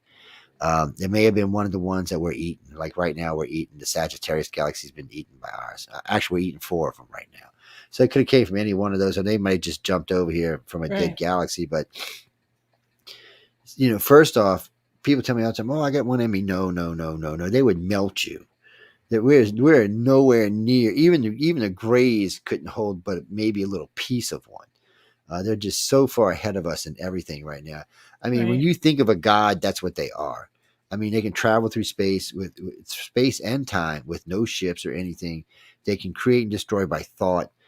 They can build mountains, planets. They're just, I guess they're the Q is what, or even better. Yeah. But that's who they are. And then there's all the other races. There is a big planet. I mean, I've had many contactees tell me about the colony world where everybody meets. It's a water world with a city that's probably the size of Earth that just floats around on top of it. Each section is dedicated to a particular race. They even have the water world. So when there's a meeting going on, it's interesting. I heard somebody describe this to me. And then later on, I had seen a movie in Star Wars where they had this big dome thing where it sounded just like it. But at the top, they have different sections with different fluids in it where different animals live that are, they're sentient.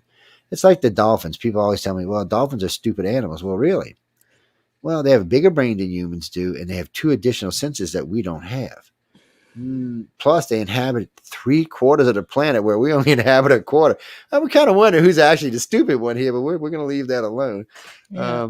It's weird like that. But I mean, if you go by brain size, they've got to be quite a bit smarter than we are. Diane, I'm sorry that I confused anybody. I went live on Facebook about an hour before Spirit Switchboard went live, just to let you know that we were going live, who my guest was going to be, and that if there was any troubles on Facebook watching the show, where you could find us to flip over onto YouTube. So thanks for joining us over here. So this is only going to probably be good for the Roku people. I'm going to give this book away while I'm on Carrie Lynn's show. This is from a friend of ours, Non-Humans.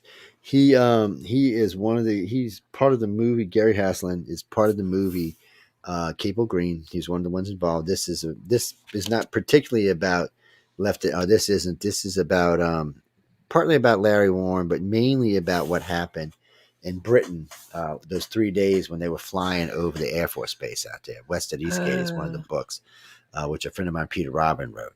But this is book. I'm giving this one away, but you have to tell me what's unique about this alien skull behind me. There's something that's unique about it.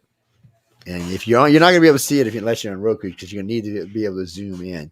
But if you can zoom in, I'll leave my email open. It's icar@cox.net. I'm going to give it to the 20th person that says it, or whoever gets close. But there's something there that you can't see. Can you see anything, Gary Lynn? Oh, I can't zoom in, and I just realized that I didn't have your thing going too. That's that's okay. It's so y'all find me at iCarCox.net, and we'll give it away, and I'll let y'all know. I'll send it to her, let y'all know who won, and it's got a mouth right there. See? That's Bob, by the way. Y'all don't mess with Bob, okay? Bob will come to your house and mess you up, and yeah. So this was actually a replica. A friend of mine, he passed now. He was the guy who did the alien Star Child skull. So he had given me this. And so the first time I ever seen an alien Star Child skull, it was about this tall and about this wide. And it weighed nothing.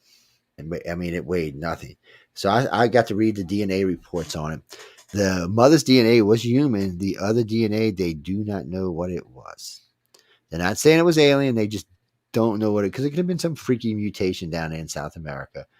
But they don't know what it was. It's an interesting skull, to say the least. And then, of course, there's email address again? ICAR, iCar at cox.net. I keep it as easy as I can because I hate long email addresses. they got the Naskins down there. Who see that's the other weird thing. Different places on this planet, we can tell where the aliens have been. So we thought when we heard about the Naskins originally, because they boarded their children to make their heads look like the aliens, we thought it was the Greys. And then I seen one of them. Oh, and it wasn't the Greys; it was the humans, because they were boarding them to flatten it out and make their head longer, not like this. So I was like, well, so this was the human aliens. So I guess all them big, massive drawings that you can only see from 10,000 feet up were for the human aliens.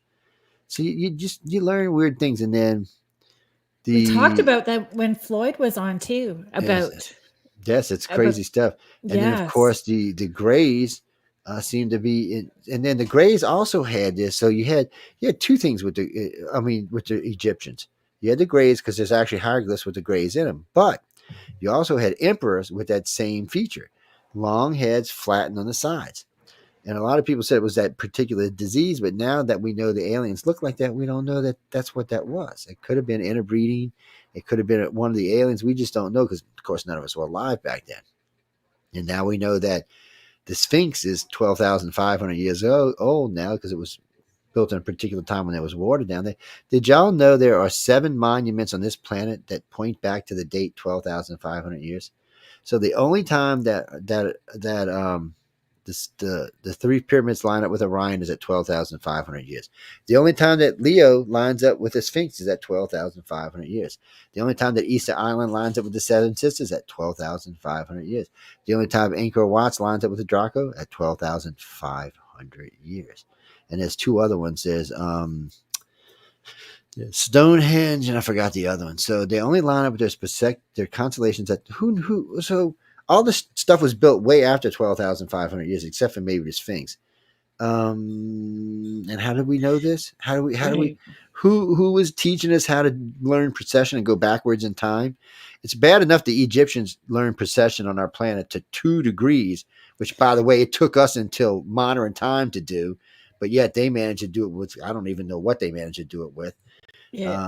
There's things in our past that you have to wonder.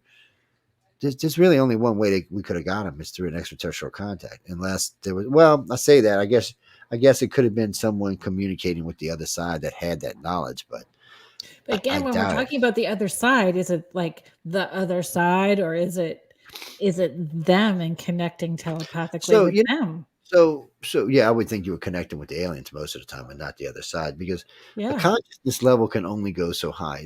Friends of mine get mad at me about this all the time, but he said, "Oh no, Joe, you can share your consciousness and go like 3 plane, 10 planes." I'm like, really?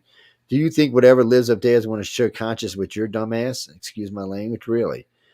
I mean, So really? didn't I some mean, would wasn't you there want to share one consciousness with documented people? case of that of somebody going into light body? Isn't that what we're talking about? Like shifting right out of Well, there's been cases. So there's been I don't know how to explain it. There's been cases where we as humans have had the ability to cross. So let's say you're gray, that sometimes we've had the ability to shift ourselves into the gray. So now they don't leave it go for long because it aggravates them, and they kick us out. But and by the way, they act like proud parents when you do this. yeah, yeah. I mean, they're all like, woo, woo, woo, woo, look at what my human did. All right. But still, they don't want you in their head for that long, because really, it's not, we're not quite ready for that yet. Some of us are, and some of us are getting there, but it's not that okay, Carrie Lynn, you might be ready for it, but you may make the mistake of sharing with somebody else who's not. And that will offend them. They may even take the ability away from you if you do that. So they want us. It's hard to make people understand. They really want us to move to that next plane. They want us. They want us to be like them. They want us to reach where we can see across dimensions, where we can understand things that we don't even know exist yet. They want us to be that race. It's just they know, like we want to know. We're just babies. I mean, think about it. The Greys are 1 billion years old. We're less than. If you if you So if you love us, we can go 2 million, but it's more like 200,000. I mean, and we're really just. lifting consciousness is moving out of ego. Like It when is you're moving out sitting of at ego. it's that 3D is all about self. It's all about self. So when you're lifting, when you're going up those conscious levels, it becomes more of that collective consciousness. Well, with the Greys, it's kind of weird because since they work in threes, they're always connected to each other. So an ego for them is a little different than the way we think of ego, because we think of ego as an individual. Right. They don't quite think of it like that. So they're kind of shifting around and sharing all the time. So let's say we did an experiment. I don't even know if I should tell you, but yeah, I'll tell you. Anyway, we decided. So we do experiments all the time, by the way. We go to Right. places we know where graves have been seen or other things or where there's activity. Well, we were near a NASA facility where we know there was been some serious activity. So we know people were being taken there. So our dumb selves went out there with 6 people. Now, what's weird about this is there's a camera pointing at the sky watching. There was a shooting stars that night, so you hear the 3 people in the front talking because they didn't see any of this going on, and then you hear the 3 people in the back flipping out. But the 3 people in the front, which were maybe 25 feet away, didn't hear any of this. So we decided one night that we were going to try to catch a gray. This is, by the way, people, I'm recommending you don't do this. Okay. So I took 3 of the best telepaths I knew that were in the organization, the very best. We got out there and we did it. We stopped him, cold in his tracks. And the next thing we knew, there was 2 other grays, and guess what happened? Was not nice. And the whole thing, because at that point they were tied in so hard they couldn't let go. So they were trying to fight the other 2, which was just a waste of time. Their abilities were so much stronger.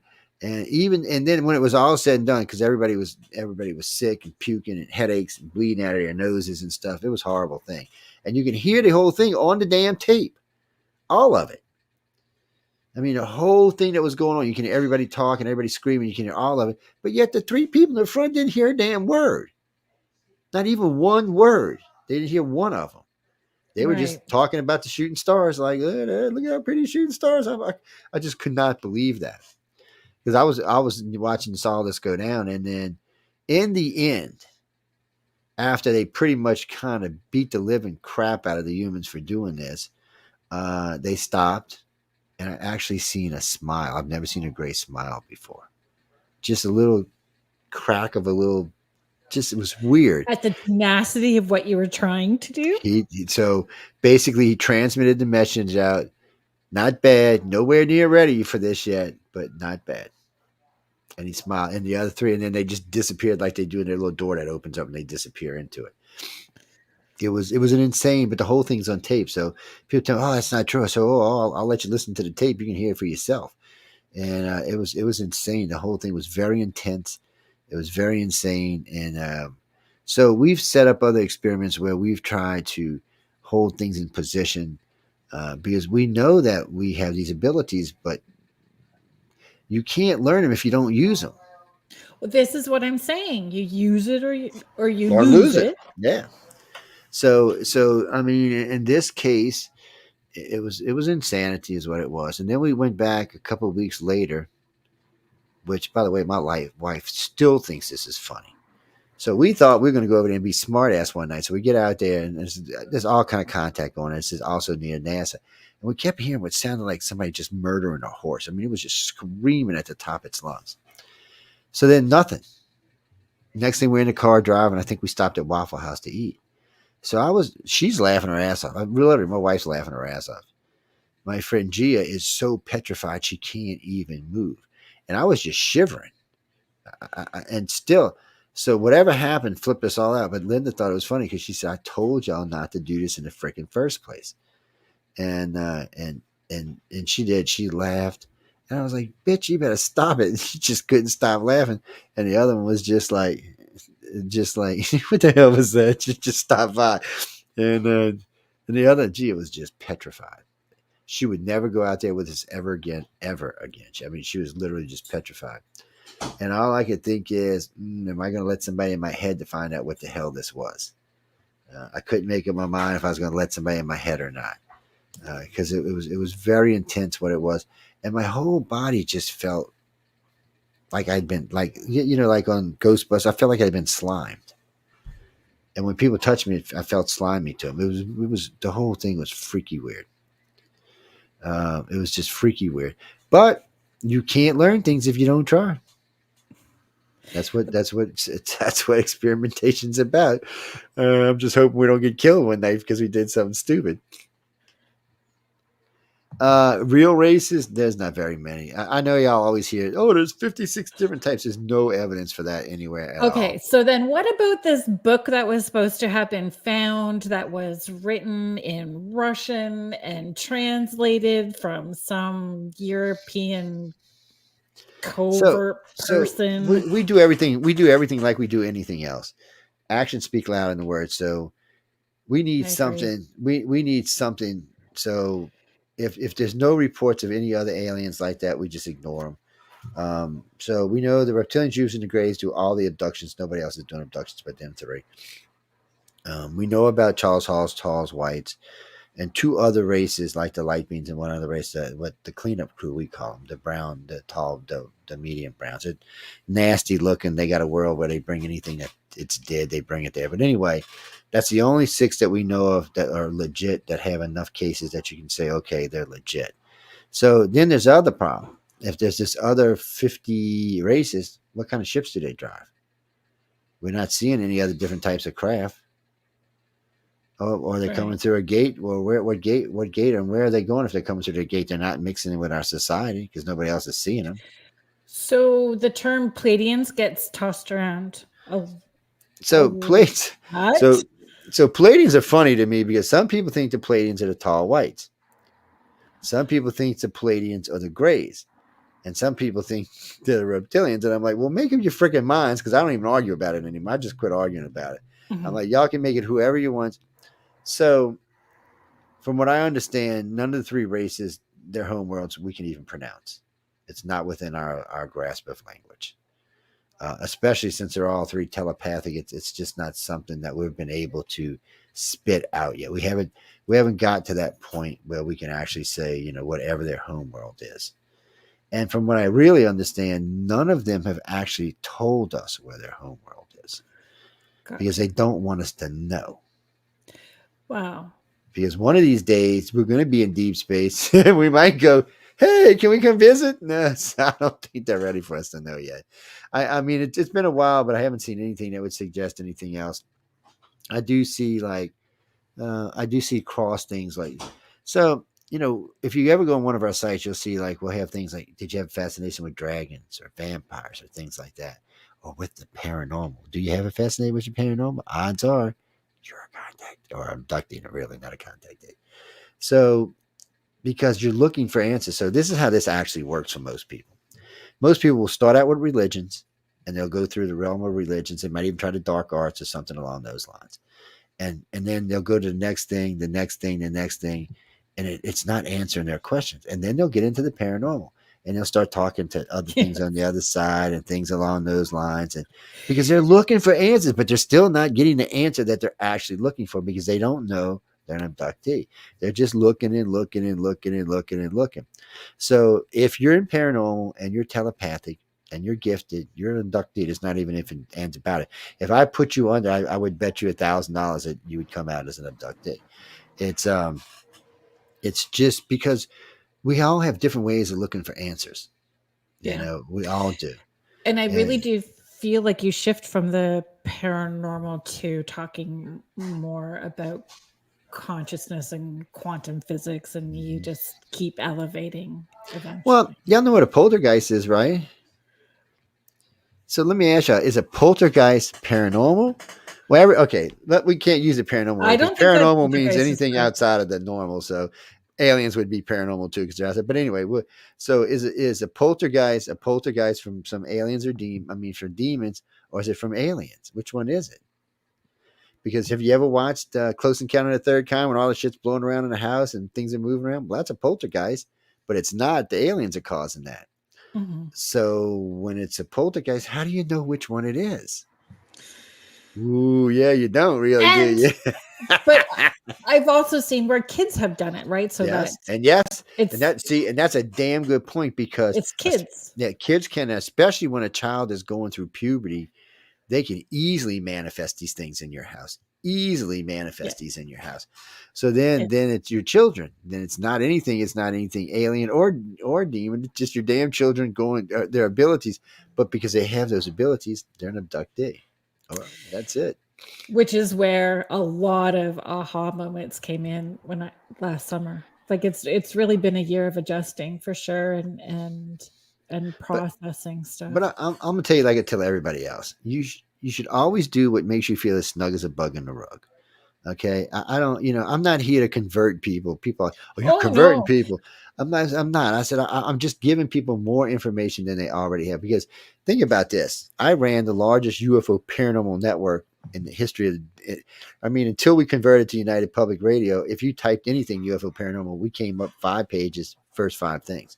The only reason it changes because we've been moving to United Public Radio because I like to talk to other people like Pat Henry from Dragon Con or Rachel Maddow from Yeah. NBC or Mayor de Blasio, things like that. So I needed, because, first time I still remember this. I call it, who was it? Mitchell Keiko.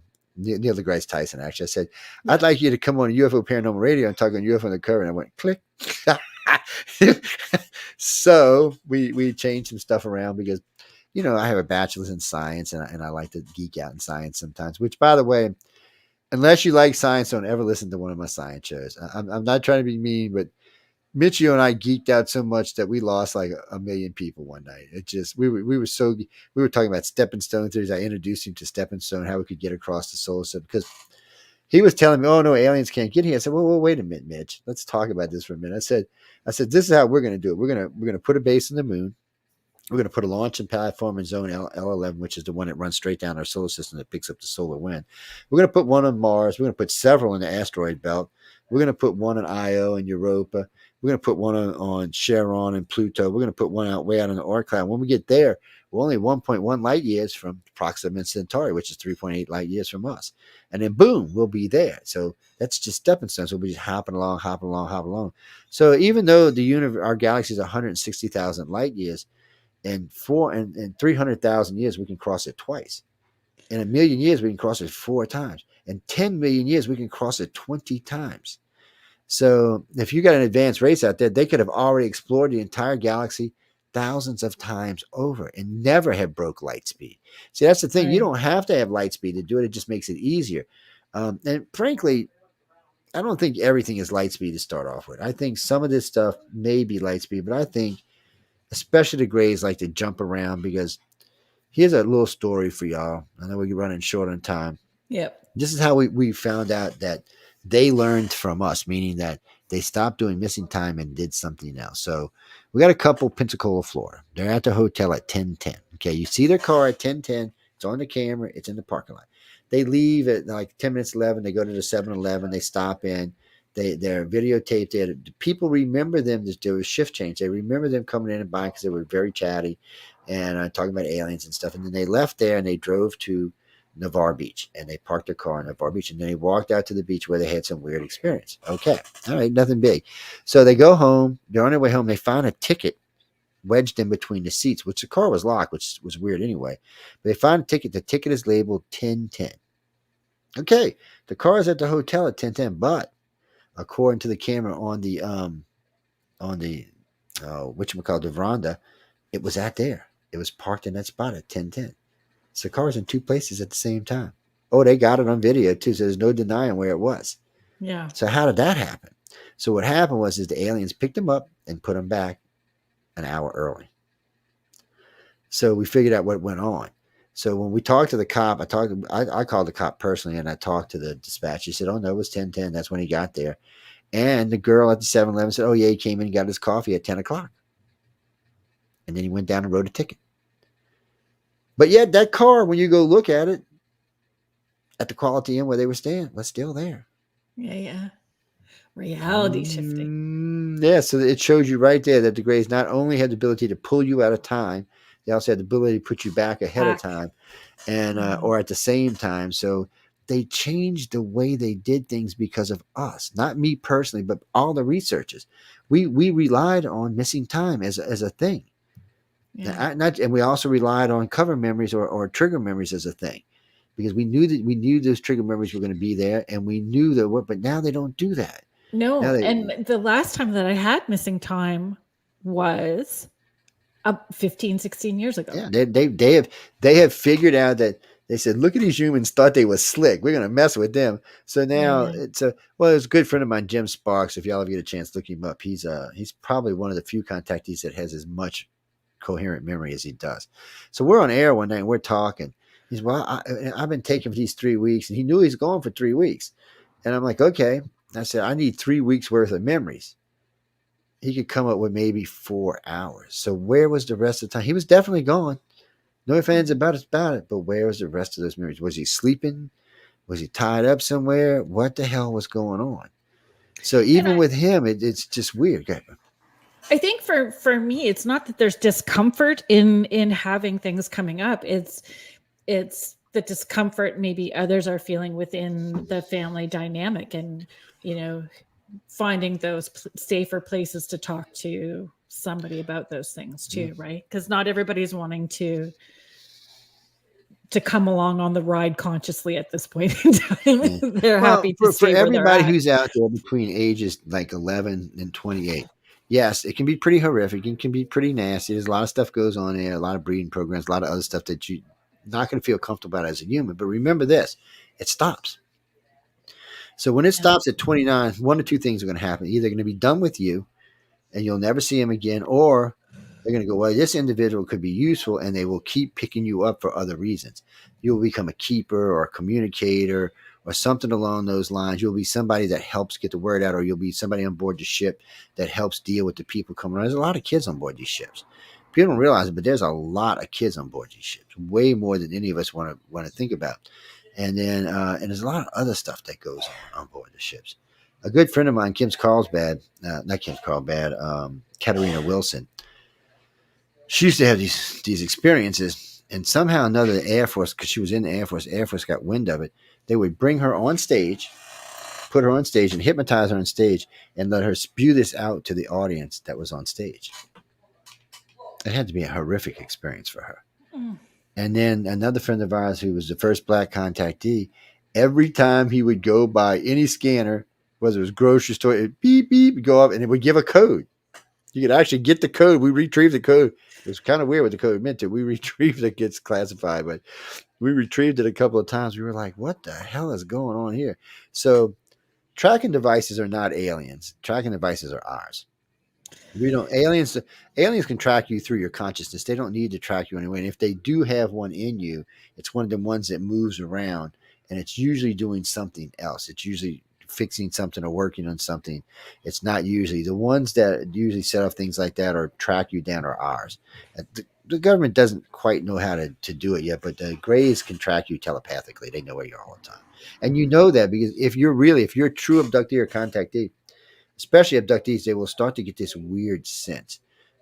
Sometimes they feel in their stomach, sometimes they feel in the back of the neck, sometimes they feel in their face, but they get this sense that's them. They're just checking on where you're at and what you're doing. They'll pop in, pop out, pop in, pop out. It's a weird thing, but you don't have to take my word for it. Experience for yourself is the best you can find out. I would say it's a thing. Jeez. Okay, so we need to finish up here because Jeffrey's popping in. So I love you, Michelle. Sorry. We are grateful and appreciate. I say that to her every week. Michelle's fabulous. I'm grateful and I appreciate. The Grey Zone. If y'all ever get a chance, people, Michelle is one of the best researchers I've ever had the pleasure of working with, and she does fabulous. These shows are about all kind of different stuff, and she lets me squirrel out all night. Every now and then she'll say, "Okay, squirrel, shut up for a minute, let me talk." She's the only one who gets away with that, by the way. But she is a fabulous. Plus, she's an outstanding manager on the network. So she's just a lovely human being all the way around. So I'm really sorry, Tammy. We have to close up. We have to close up the show, but you can follow Joe along. Like, go to the ICAR website. Go to UFO. Yeah, well, UFO Undercover actually be back on. I was gone for a couple of 3 weeks, so it'll be back on track again. And I'm also lecturing all over the place. I'll start posting where I'm at. Not all the lectures are ufology, unfortunately. Some of them are other bad things we shouldn't talk about, but nothing alien apparent. Oh, by the way, before I leave, and one of the things, that reason I do this is because I get to cheat. So I have one of the largest think of it this way. I have one of the largest paranormal psychic teams in the world that works on my network. I get to find out all kind of stuff. People tell me this, I'm going to tell you all this. ghost or dimensional bleed through. Michelle gonna hurt me now for sure. But anyway, I'm so lucky because I have so many people that are so talented. It just allows me to cheat. I don't. It cuts my research time like by half or more. That's funny. Please stick around. Jeffrey Pritchett is up next on UPRN with Church of Mavis. We all love Jeffrey. And then you're on after Jeffrey. I'll be on at 9:00 with myself, both Sean, Leah, and maybe the Orson Scott Card, who wrote Ender's Game, might be joining us as well tonight. So come check us out. It is politics. It's nothing like this. It's not sweetsy and nightsy like this show is. It's just less if you don't want to mess your karma up, don't watch it. It's less filtered. Yes, less filtered. And next week on Spirit Switchboard, we're having my sister back on. She's everybody's favorite, actually. She's the favorite sibling. So the favorite sibling will be on next week, and we're going to be talking about the cryptids. So I'm sorry, I didn't mean to cut you off because she just posted that. So iCardCox.net. So when you find out what this is, okay, and I'm going to tell you the secrets in this eye right here. If you find out what it is, you're only gonna be able to get it on Roku. But if you do, if you did the 20th, just when you send me what it is, send me your contact information. I will have it out in less than 3 days, and you'll have it in your hands. It's actually autographed by the. And speaking of that, I'm giving away something really nice tomorrow. So yeah, if y'all don't know this, so I go. You have to finish up. You need to do this. Oh well, hush on. I'll take the bite. See this? So I was out in California for the last 10 days with some of the best writers in the world and some of the best illustrators in the world. Well, this book is signed not just by the judges, not just by not just by the families, but all the winners as well. So it's very unique and very unique. So I'm only going to give one of them away because I always keep one for myself. Anyway, I'll shut up now. We need to go. Thank you very much, everybody, for joining in the chat and being a part of the show. We appreciate you and we're grateful for you. Thank you to the United Public Radio Network and the UFO Paranormal Radio Network, 105.3 and 107.7 FM New Orleans. Thank you so much, Joe, for being on the show tonight. Oh, I had a great time. Good night, everybody.